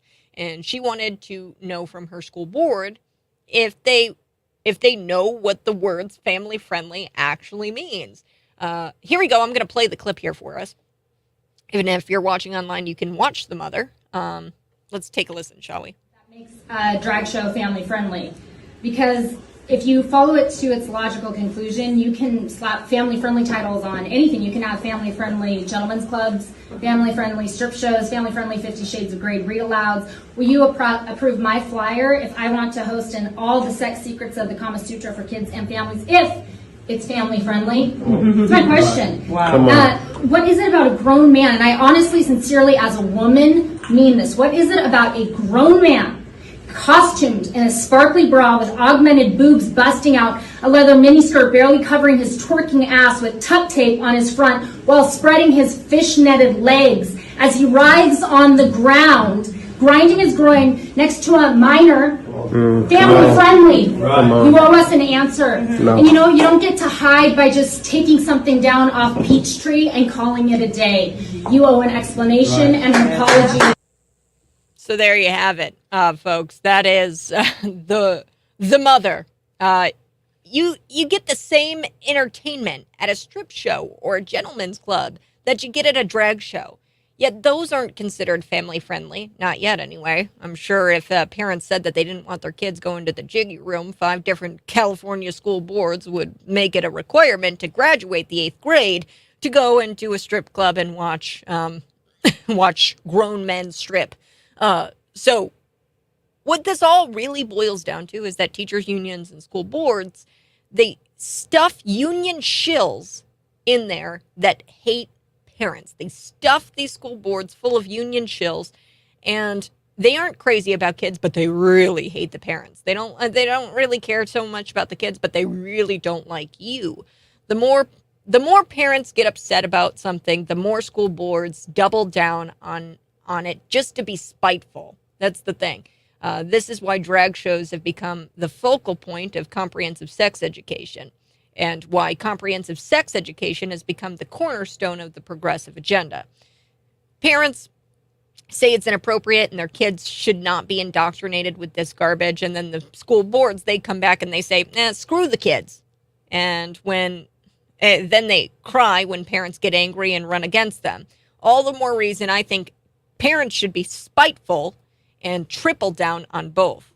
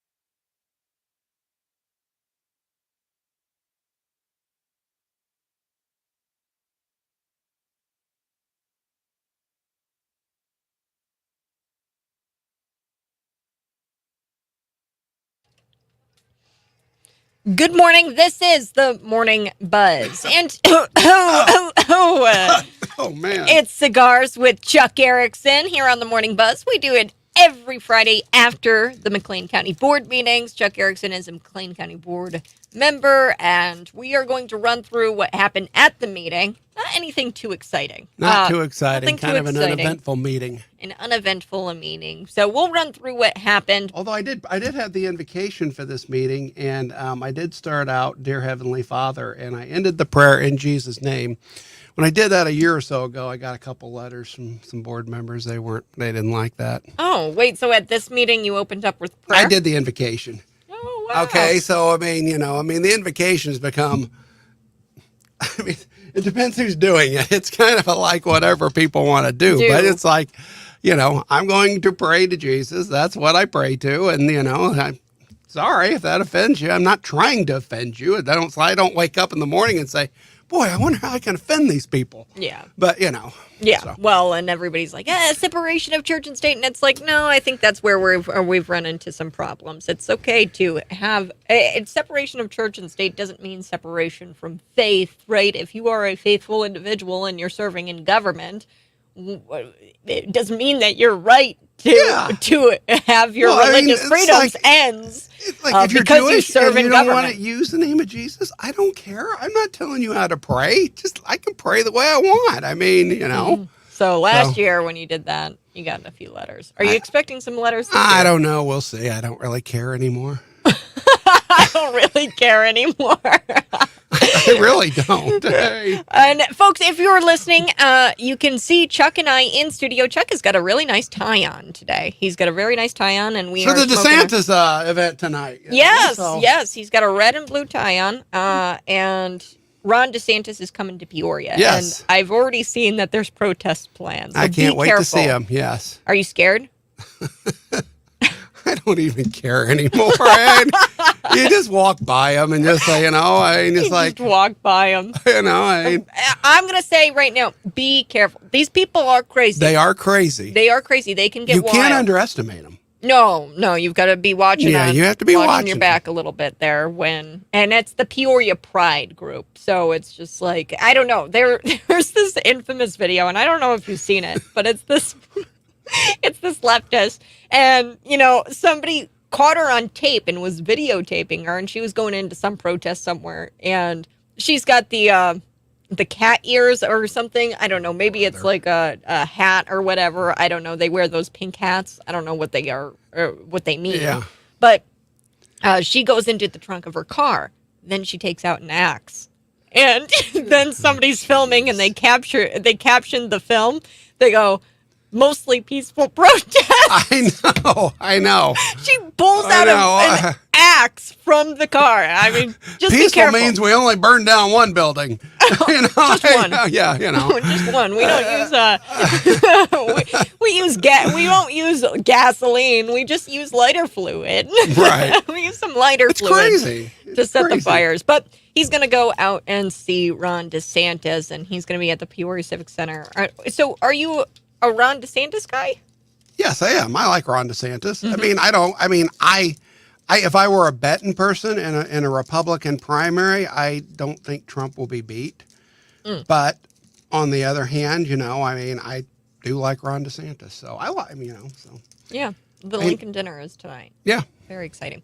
Well, we've got Chuck in studio, and I want to run through what happened at the meeting briefly, and then I want to get into, guys, I know you guys are really peeved off about it. A lot of the rural mayors in McLean County, and when I say rural, not really all that rural, like Lexington is booming. I mean, it has really started to amp up. I mean, it is rural considering, or when you compare it to Bloomington Normal, but Lexington, we've got Colfax, right? We've got all of these mayors in the Mayors Association who are upset. You can't fake it, though, because they're watching you right here. I know. We don't have them lit. We have to get these lit. You can't, but anyway, go ahead. Sorry, Kat. Cigars with Chuck Erickson.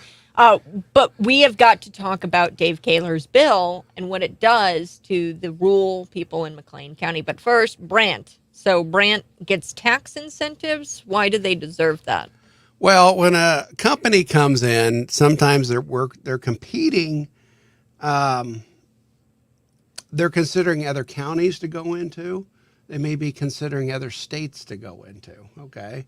So as you know, local government will give them some incentives to come here. Okay. And usually that's a tax abatement. But generally with these tax abatements, you put language in there that says you have to meet certain qualifications, like so much investment in equipment, so many people being hired. And Brant met those incentives. So they got the tax abatement. I should say to the voters that there have been other incentive plans where the company did not get the abatement because they didn't meet the incentive. So we do enforce it both ways. I mean, if you don't meet the requirements, I believe Rivian 1 year didn't get their incentives. I think Bridgestone 1 year didn't get their incentives either. So, I mean, we do enforce it both ways. Now, I'm curious, Brant coming here, do you think that's going to help the local economy? I hope McLean so. County? I mean, Is that the goal here? I think what Brant had some problems with was just finding employees. I mean, because they needed welders and they needed, we got to send everybody to college to get a degree in Greek art, and no one, and no one wants to be a welder anymore. Those numbers are crazy. When you break it down, there's like nobody who wants to be a welder. It's like crazy. It's just nonsense. I mean, it's our society right now. So what do you keep fighting back. We keep fighting back. That's all we can do. Well, I want to shift gears. I want to talk about the juicy stuff. This is the Bloomington Normal Airport Authority. They've expanded the tax base for the airport authority, and they've created a law via Dave Kaler that circumvents the Airport Authorities Act that says that if you want to extend the tax base, expand the tax base, what you have to do is bring it to referendum. So you have to ask the property owners of McLean County if they're willing to pay this expanded tax base, because right now the people of Bloomington Normal pay for the Bloomington Normal Airport. What a concept. But McLean County, they're trying to expand the tax base. Well, they're trying to take it out of referendum and let the airport authority vote on it. Okay. And I mean, it just purely as a matter of philosophy, why wouldn't you let the voters vote on it? Why wouldn't you want that be done by referendum? I mean, just, airport authority, with all due respect, you can still pass something. You just have to convince the voters that it's worthwhile to them. Okay? So do you think that they can't convince the voters to vote for this thing? Well, because, I've asked Dave Kaler in my before. view, they don't trust the voters, okay? They would rather have that decided by this board because, they're more in touch with things, and so they would rather have this board decide when there's going to be what the taxes are going to be. It's being sold that, hey, if you live in Bloomington Normal, you might actually get a tax cut because we're going to spread the taxes out and make the rural population pay more. Okay. But, I think if you look at, this will get me in trouble, but I don't really care. I mean, if most of the benefit comes to Bloomington Normal, then why should the rural people pay for it? I mean, why should they pay for it? And if they decide they want to pass that benefit to Bloomington Normal, let them vote directly on it. Yes. Let them vote directly on it. Well, and this is the thing, too, and I kind of want to ask you about this, and I think it's a lie when Dave Kaler comes out there and he says that the taxes for Bloomington Normal, maybe for a couple of years, are going to go down because right now I think, I don't know for what kind of house, right? I think it was like $180,000 house or something like that. You pay like $83 in property taxes. But then if this gets passed, right, to where they expand the tax base, it's actually going to relieve the Bloomington Normal taxpayer. Yeah, that's what I'm talking about. The Bloomington Normal taxpayer may see a tax decrease because they're spreading out the base. And as I understand it, and making the rural population pay more of the bill. Yeah. Yeah. Okay. Then the question becomes, does the rural population get the most benefit out of the tax? Yeah. Okay. Who gets the most benefit out of the tax, and why should the rural population pay higher taxes to benefit Bloomington Normal? But is it really really going to be a tax decrease that's like substantial enough and will like last for a long period of time? And what's to stop Well, you know how the they Airport sell it? Authority They always Act? sell it as this is really not a tax increase. We're just changing the authority over here. Okay. To make it more you won't fair. raise taxes it's the very first year, but socialist. I'll bet you the second year we'll see something. And Yes. eventually it'll come, okay? That's what I'm saying, is if you You know? expand the tax base, what's to stop the airport authority from saying, you know what, we're going to raise taxes on everybody because we've expanded this tax base and we can do that. Well, they sell it right you now got as a it's not decrease really a last tax year. increase. We're not going to raise anybody's taxes. We just think we should have that authority. Okay, well, I get that, but why can't the rural population have that authority as well? Yeah. You know, like it's like the everybody keeps coming after you for taxes. I don't know if you live in McLean County or Bloomington Normal, my tax bill went up $486 from last year. Yours did? Yeah, a lot of people's. I mean, it's not just mine. I mean, everybody's. It's just everybody. Everybody's tax bill went up. Okay. Text in right now, or if you're watching on the Facebook Live, YouTube Live, text in how much your property, if you guys feel comfortable doing that, text in how much more you paid this year in comparison to last year. So, I mean, you know, you're going to get high. I mean, everybody's paying more in taxes. Mm-hmm. It's just the way it is. But, you know, we got to have more taxes.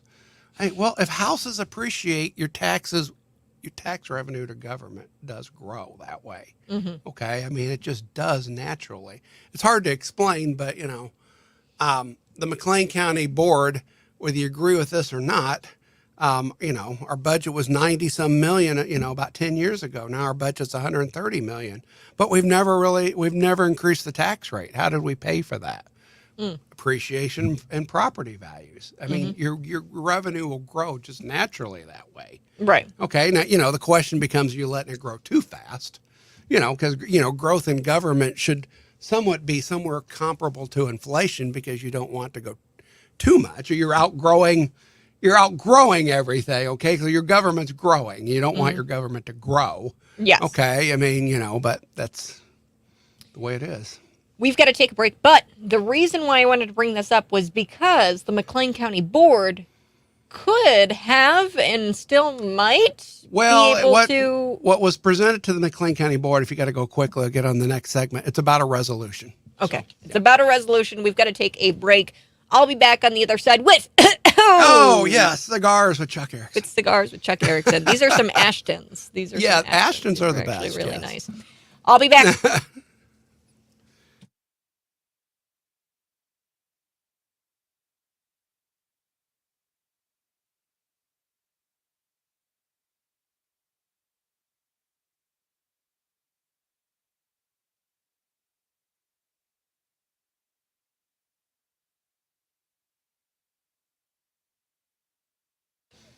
All right, Chuck Erickson. This is our Facebook Live, YouTube Live. Hi, Facebook viewers. You know, So- they listen to you over in, you know, I'm originally from Gibson City, Cat, and, you know, people over there say, hey, I heard you on the radio. So people listen to you in Gibson City. Not that that should be a surprise, but well, I mean, just so you know, I mean. yesterday I was really plugging it, trying to ask people where they're listening from. This morning, I've got people telling me they're listening from Tennessee, which is really kind of cool. I know. And yesterday we were listening, or we had somebody listening in Texas. Great. So you start to see a lot of these like kind of text come in from different states. These are states that are red. People are leaving the state of Illinois. But they're staying in touch with local radio here, which is kind of awesome. I think they still love Illinois. They just don't think they can do Illinois anymore. Yeah. You know, I mean, you know, because this is our home. I mean, most of us were born and raised here, and we went to school here, and we love our state. It's just, we just don't like the direction that it's going in. Gonna get your take here, Chuck Erickson. Are you ready? Uh-oh. Okay. Did you hear the story about the runner, the murder suspect? His name is Michael Buchanan, and he was a murder suspect, and he cut off his ankle monitor. And they locked down the Normal West School in Heartland Community College, and he's on the run. And the McLean County Sheriff issued out a public alert statewide. So I wanted to get your take on this. Do you know how much those ankle monitors run? And is that something that the McLean County government kind of passes or No, like I don't funding know for? I don't know how much they run. If that's something I could look into. But it's just the idea that we don't. I mean, we've got a big jail down there, and we really need to utilize it. Yeah. I'm sorry, but I mean, you can't be, I mean, we try to rehabilitate these people, but sometimes there's evil people in this world. Okay, and you just got to stop them. I mean, and he got out on cash bail. I think he paid $200,000 for a $2 million bond, which is just kind of strange in and of itself. Yeah, I don't know all the facts of the case. I mean, and I don't practice criminal law, just so I give that little disclaimer there. But I mean, but yeah, I mean, it's unfortunate. It's actually really sad. But yeah, because the guy's still out there. I wouldn't doubt, and he has a thick Nigerian accent, which I know people are going to be like, you bigot. And I'm just like, no. I mean, this is just the facts, right? If he's got a thick Nigerian accent, the likelihood that he has, and being that he has $200,000, he's got to have some sort of means outside of the United States or something, right? I don't know. This is all speculation. Who but knows? Is he even in the United States anymore? Right? It's been days. And they still haven't caught him. Well, hopefully they took his passport. I mean, I don't know. Yeah. But hopefully they get him. Justice is done. And, they say if you see him or he's out, call the police. Don't try to apprehend him yourself. He's armed and dangerous. Shot somebody outside of Daddy-O's, it's allegedly, terrible. because he's going through the trial is still going through, from what I understand. I talked with Erica Reynolds about it. Yeah, she would know more about this than I would. So yeah, yeah. she's a good Well, source. she can't. She's not. She gonna can be only able to tell you what she can tell you. Obviously, Yeah. right? Yeah. But that's But where is it's that at. so? The funding for those ankle monitors, is that something that the McLean County government has to approve of? Well, I'll be honest with you. I don't know off the top of my head, so I'd have to look at that. Okay. I mean, if we fund that, or who funds those monitors? Who does? Somebody that? was telling me that they run like thousands of dollars. They probably are very expensive. So you hope that he gets caught. I really, really hope he gets caught. It's just a sad story. It is. It is. Yeah, but you know what would help? Ending cash bail, because then everybody would be out, and the likelihood of them running just goes down if they're all out. Yeah. If we could just get rid of cash bail. If we could just get rid of cash bail. In this case, right, he gets out on cash bail, so it didn't quite work. Or if we can just get people who engage in self-defense and charge them with crimes. I mean, you can't do that either. It's almost like the world has become where the same people who want to defund the police also want to take away your guns. And then if you do defend yourself, they want to prosecute you for a crime. It's craziness. Okay, people, you got to realize they may talk real nice to you before the vote, okay, before the election day. But when they get in power, they do some really nutty crap. Yeah. Can I say crap? I don't know. Yeah. Crap on the radio. Crap on the radio is fine. I say it all the time. I know. The other day I got close. I was like, we're going to be back. Hold on, guys.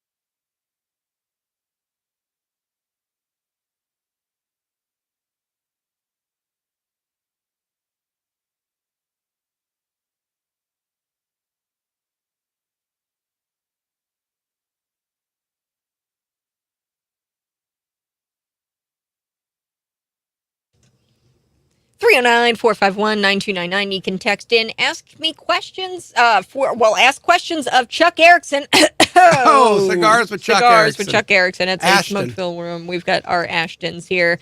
Happens every Friday after the McLean County board meetings. Before we took the break, we were talking a lot about the CIRA, the Central Illinois Regional Airport, the Bloomington Normal Airport. They're expanding the tax base. all the Yes. way to include rural McLean County. It used to be just Bloomington Normal, people who paid taxes, to the Bloomington Normal Right. Airport. Wow, what a head scratcher. But now they want rural people to pay for the airport, even though the question hasn't really been answered. What kind of benefit do rural people get from the... Well, I think that's a relevant issue, but you can sell that issue to people. If that issue is sellable, if it's sellable, you should just make it in an election. Yeah. And Yeah. let the voters decide. Stop circumventing the law that's currently on the books. And let the voters make decisions. They, how come you trusted them on the Unit 5 thing? Okay. Or you didn't trust them because you made them do it twice. But,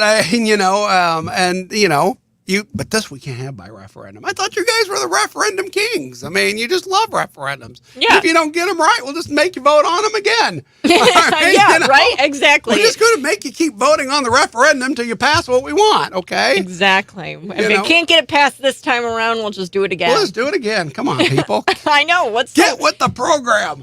But that's why they're changing it, because the law didn't work for the Unified. I really do, because these are all the same people. That's what people don't understand. It's the exact same people. Sharon Chung, Dave Kaler, all of these people are that were for the Unit 5 tax increase are totally for this. The referendums are good when they like them. Referendums are bad when they don't like them. And which one is it? Okay, I mean, because for Unit 5 you had to have your referendum twice. Now we got to take the referendum away from us. Yeah. Okay, and come on. Well, and now there's even a bill that Dave Kaler's got out there that tries to pull the referendum away from District 87. Yeah, the McLean County Board, I think it was in April, a resolution was introduced at the executive committee to basically say that the McLean County Board opposes it, okay? Mm-hmm. I voted to put it at issue, okay, because you got to have two motions to get it even out on the floor, okay? Soon as I did that, there was a motion to table it, okay? I voted to put it on the floor. I voted against the motion to table. It was tabled until June. So that's where we're at. By then, the legislature will probably, who knows, but they're not supposed to be in session in June. Mm-hmm. And they're supposed to have, 10 days left or a week? I can't remember. But, and so, it'll be out there, and I suppose then we'll probably get the issue that I think what they're hoping for is that it passes before we get a chance to vote on it. Then they can just say the thing's moot and we don't need to vote on it anymore. Mm-hmm. If it doesn't pass a legislative session, county board could still vote on the resolution. I mean, it was weird because at the April meeting, we had 4, I think it was the mayor of Bellflower, the mayor of Lexington. I'm probably going to leave somebody out, but there are several mayors, rural mayors that came in and spoke, in opposition to it, not opposition to the resolution, but opposition to what they're trying to do down in Springfield. Yeah, they wanted you to pass a resolution. Yeah, to say McLean County opposes that, Yeah. Now, whether the McLean County Board has the votes to do anything, we are split 10-10. So I don't know that anybody will break ranks, but who knows? I mean, maybe there is one Democrat with some common sense, I hope, that would say that's just crazy, but but it is what it is. And who was the board member who brought it up to table? It was I think it was Susan Schaefer. Okay. Republican Susan Schaefer. Yeah. Why? I don't know why. Wow, that's kind of surprising. Yeah, I don't know why she did that, but I opposed the motion to table. It was Catherine Metzger and I tried to get it on the floor. Susan immediately moved to table it, and I can't remember who the second was, but it was probably one of the other Democrats on the executive committee. But then we voted on the motion to table, and it's just a shame. Yeah. And I'm sorry, Susan, but you're a Republican. What's wrong with you? You'd have to ask Susan. Yeah, I know. I don't understand. But another thing I did want to bring up, and we've got to take a quick break here. We talked about it a little bit on the Facebook Live. I do want to bring the conversation on to the radio, folks. So we are on Facebook Live, YouTube Live. You can see me and Chuck Erickson smoking our cigars in the studio. But we were talking about the runner, who is a murder suspect and is at large. We don't know if he's in the state. I don't know if he's in the state or fled the country. Who knows? But his name is Michael Bacchenia. I don't know. He's 41, and he is going to trial. I think that the trial's getting pretty sped up here because they had to select all new jury members now that he's run, because any kind of article or social media posts kind of taint the jury that they already had for his trial. Well, I'm happy Judge Costigan decided to go ahead and hold the trial. I mean, it's like, what are we going to do? I mean, this guy keeps doing this and does this and does this. At some point, you got to have a trial. Yeah. I mean, Yeah. Well, and that's the thing, is that the original murder that he's being alleged murder, right? He's not convicted yet, happened in January. And we're already in the middle of May. So the fact that this has kind of been prolonged is of a concern to me as a citizen. I don't know why it takes so long to convict a murderer, an alleged murderer, or not convict him, just depending on what the jury comes to. But we have got to talk about that a little bit. We're going to be back here on the Morning Buzz. Chuck Erickson and I in studio if you want to see us. We're going to continue our conversation. Ashton, by Ashton's. By Ashton. Man, I'm going to have to charge Ashton for my plugs here. I know, Ashton's cigars. I really like them. I like them. I know. I'll be back on the other side.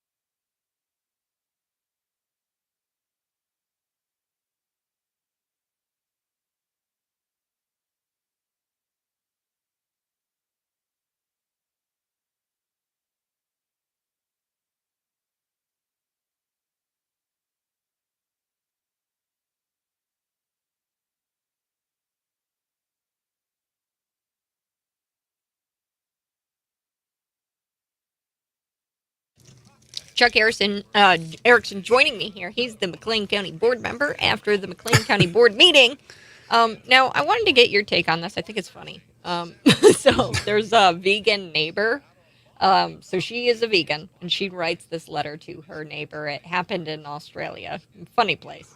But I think it's a hilarious story. So she writes a note to her neighbor. Here's what the note says. It says, "Hello, neighbor. Could you please shut your side window when cooking? My family and I are vegan. We eat only plant-based food." So she defined what vegan meant. "And the smell of the meat you cook makes us feel sick and upset. We would appreciate your understanding. Signed, Sarah, Wayne, and the kids." So then the note in which I can't wait to hear the response. Envelope, was it a good response? Oh, yeah. All right. Can't wait to hear this. The envelope says, "Please take this seriously." So this is from a neighbor, and then the carnivore friend of ours, the neighbor, right, who's cooking the steaks and has the windows open. He goes to the Facebook and he posts it in a group, and I think it's so funny. The response from this, they're like, "Well, we should hold a barbecue, and the whole street's invited." And what I would do, I would go to such lengths to piss off this woman. I would probably get my smoker out. I'd start it at 4 a.m. I get a great big fan, and as the smoke was coming off the grill, blow it blow it in. I don't get it. So I just wanted to ask you, Chuck Erickson, you like steak? I love steak. I mean, you can't. Yeah. See, what bothers me about this so much, though, is that she like, just close your window. Why do you want him to close? I know. I mean, why do you have to tell everybody else how they have to live? I mean, you have to sit there and do that. I just think it's so funny. It's just like, well, and you know what? And the neighbor will be accused of trying to start a war with them. It's like, I was minding my own business, okay? Having a steak, cooking out, and all of a sudden my neighbor's upset. Well, the neighbor, it's like... this is just... They always try to turn it on you like you're the one who started it all. What? I was eating a steak. I mean, it's not illegal. He's eating a steak. It's not illegal as of yet. Yeah, as of yet, yeah. Yeah, I know.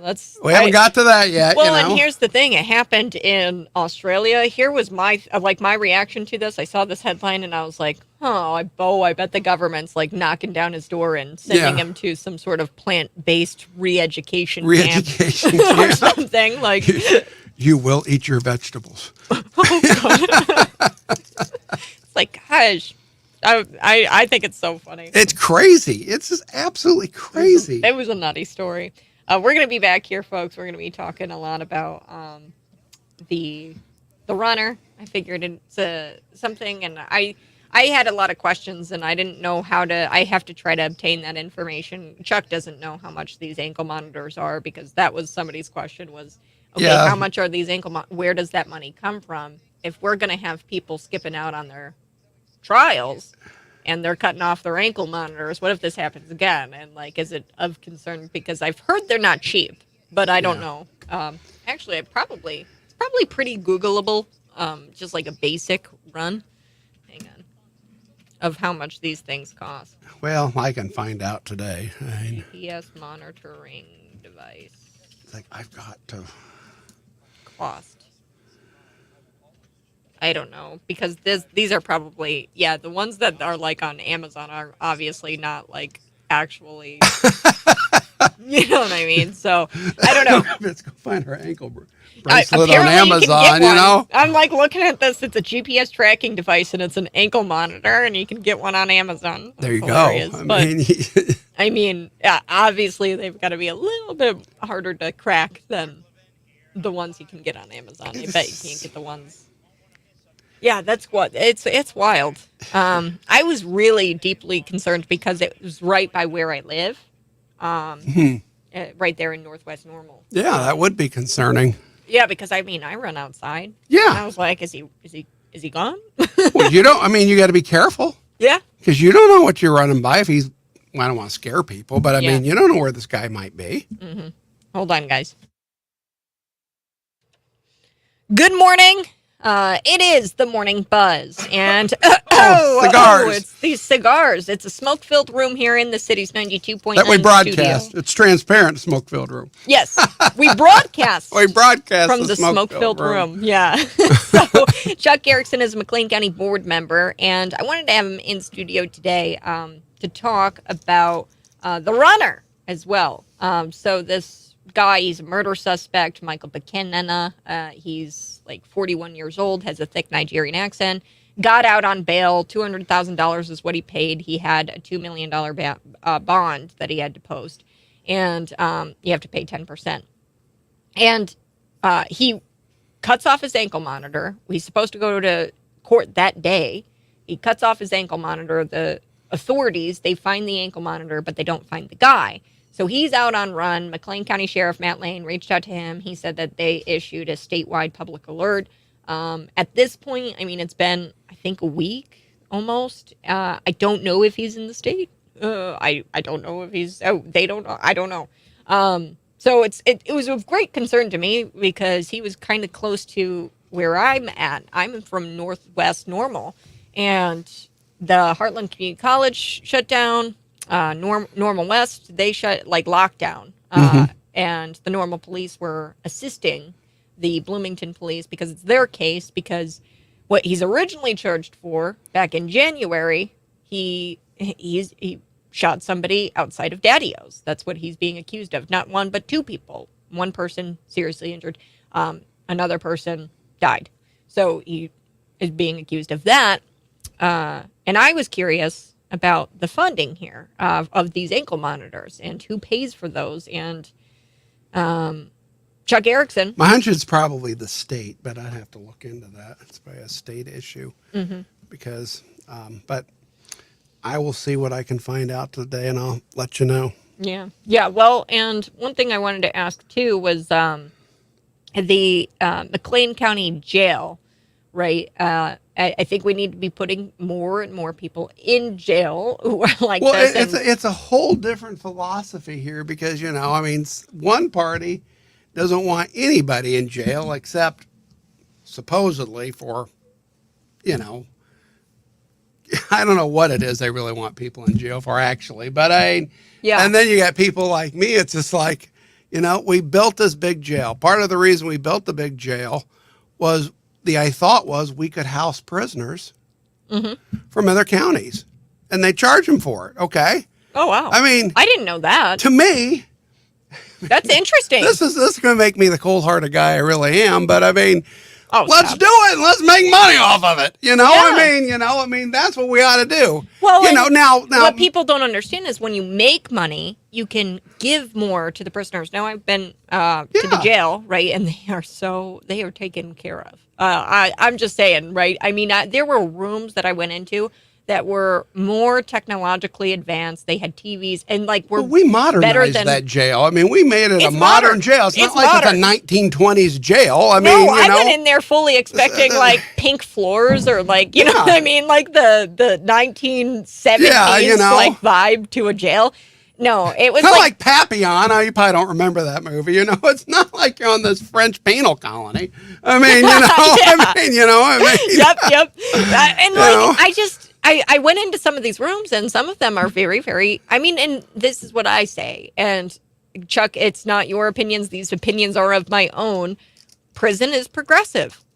Back in the day, what we used to do, if you murdered somebody, if you stole, your hands would be chopped off.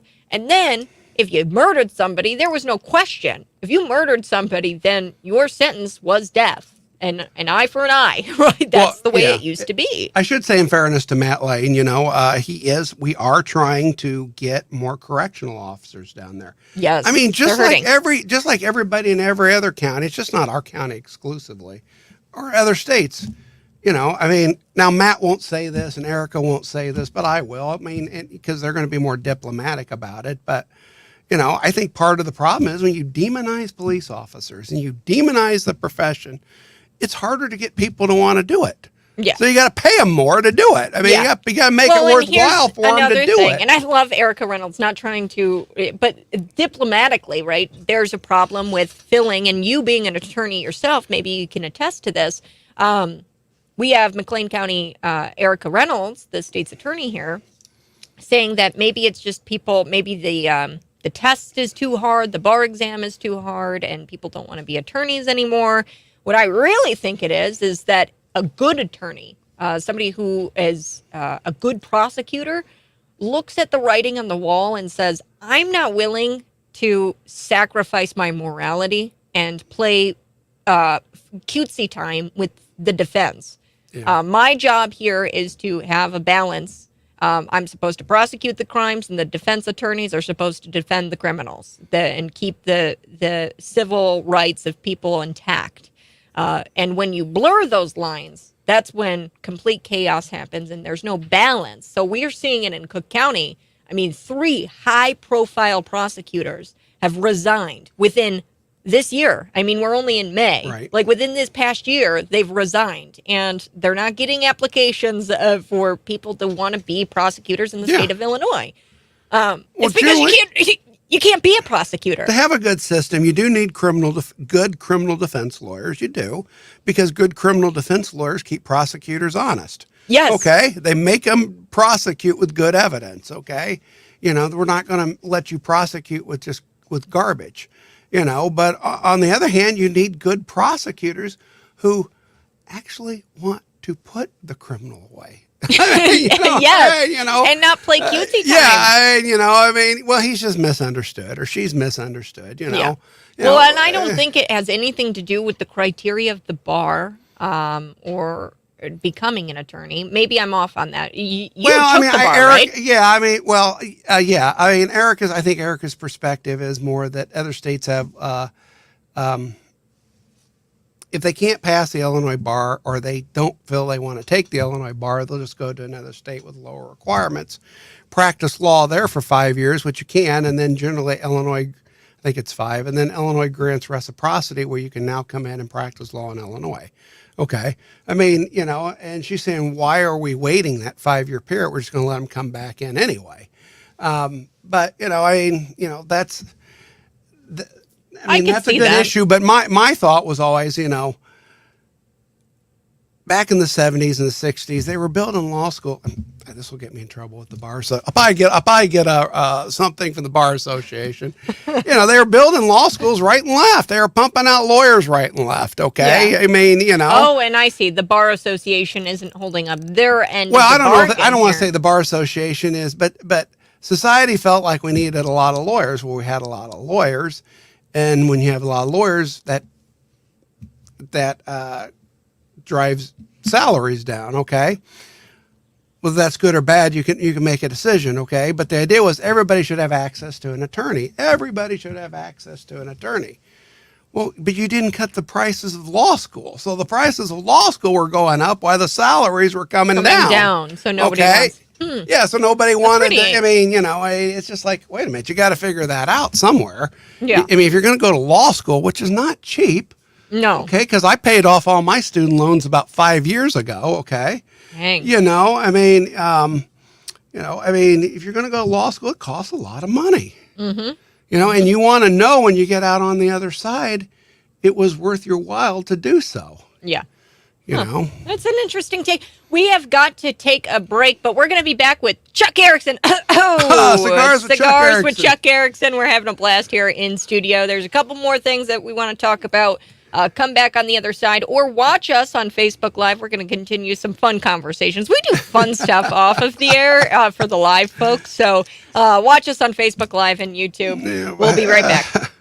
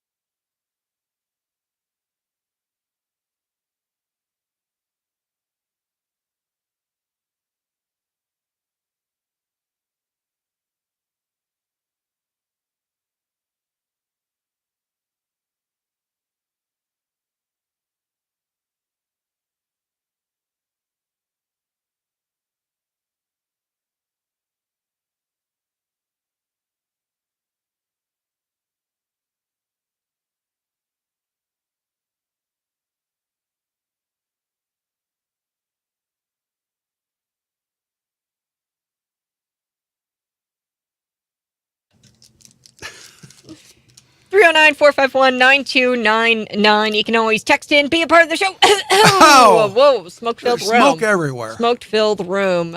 We were here on Facebook Live. We're on YouTube. We're getting close to the end of the show. We've got about 7 minutes or so. I want to talk about this a little bit. And I was filling Chuck Erickson in through the break here about this story with JB. And I don't know. I guess the governor can pardon you. And Ronaldo, I forget exactly his name. He was at Heartland Community College just a couple of weeks ago, and he was speaking about how bad prison is, and how we shouldn't be giving life terms. And I didn't know this in the state of Illinois. You as a teenager, if you commit a crime, you can't be sentenced to life. Did you know that? That's insane. Yeah, that. If you commit a heinous crime at 18, 19 years old, you don't have to, you can do whatever kind of crime at 18, 19 years old, and you cannot be sentenced to life in the state of Illinois. It's something that JB passed. But JB gave him, got him out of prison, this Ronaldo fellow. And Ronaldo, what he did, he cut somebody from belly button to throat, watched him bleed out, and then came back to an apartment and set that apartment on fire the next day. Arson. I mean, this is probably the most heinous crime. And he's out, and he serves on all kinds of boards, and he's with a nonprofit. I think it's called Justice for All or whatever. I don't know. And I'm sure he's making money, right? And it's just now you're going around talking to college students about how prison isn't progressive, which is my whole point. Prison is progressive. You're lucky that you get to live amongst people after committing such a crime like that. And given he was a teenager when he committed the crime, but it's just wild to me. And Chuck said that we've got this McLean County jail. It's a beautiful jail. We should be filling it. Well, it's a modern jail because we built it. We passed, I think it was 2015, and part of the thought was, well, we need to modernize our jail. Mm-hmm. Okay, so we modernized the jail. Well, let's utilize it now. I mean, and that's not a criticism of anybody. Matt ran into the issue. The present sheriff ran into the issue that, nobody wanted to be a correctional officer anymore. Okay, and so we got to pay people to come in and do the job. And that's what we're trying to figure out how to correct, we did offer salary incentives. We did offer more salary, and we're working on that right now. And so if you ever go to the McLean County Sheriff's website, they are looking for correctional officers. And if you know anyone interested in the position, I mean, have them apply. Yes. Yeah. Have them apply. They're also looking for deputies too. But I mean, look, I mean, law enforcement is an honorable profession. Being a correctional officer is an honorable profession. We need those things in our society. Yeah. Well, and we need prosecutors. We need good prosecutors. Being a prosecutor is an honorable profession. Being a criminal defense attorney, I know this will disagree with some people, but it is an honorable profession too. Everybody serves a role. You need good prosecutors who are honest and have integrity that will prosecute based on good evidence. Okay. You need good criminal defense attorneys that will force prosecutors to prosecute with good evidence, mm-hmm. I brought this up because his name is Jason Poye. And we were talking about the state's attorney, Kim Fox, right, in Cook County. There's 3 high-profile prosecutors who've resigned within this past year. And he sends out a message, an email to 85 of his colleagues. And he says, I'm leaving the state of Illinois after 20 years of service as a felony prosecutor. And he just says, I don't feel safe in the state of Illinois Well, that's anymore. what people need to realize is that what you're legislature is doing in Springfield, it actually does have consequences. Mm-hmm. Okay, elections do have consequences. Mm-hmm. And if you don't start realizing that a lot of people who are in the know are realizing I can't do anything in the system anymore. It's not set up for me to get criminals, put in jail. It's not set. It's the rules are all skewed too far in one favor. Yeah. Okay. And no one is saying that, that prosecutors should be able to throw anybody in jail. That's not what anybody's saying. I mean, you're just saying, listen, if you committed the crime, you got to do the time. I mean, commit the crime, do the time. Do the time. I mean, commit the crime, do the time. Yeah. Well, and it's judges too. So I don't know the details of what was going on with this murder suspect. We were talking about Michael Buchanan. 41 years old. He's a murder suspect, and he's on the run, and they can't find him. He's cut off his ankle monitor, and they are going forward with the trial. They had to pick a new jury because the jury could have seen articles or social media posts about him running, and that could have affected the conviction. So they picked a new jury, and they're going forward with the trial. But my big thing was that happened so close to my home. Yeah. And I run every single day outside, right? So I was like, should I even go out on a run? Well, people think sometimes like, well, that stuff hasn't happened to me. It hasn't really affected my life. Well, it's coming. Okay, you can't keep doing stuff like this where it starts to spread everywhere. Yeah. It just does. I mean, so, well, and here's another thing. And before we go for the day, so Eric Adams in the New York City, right? He's shipping out all of these immigrants, illegals, to suburbs.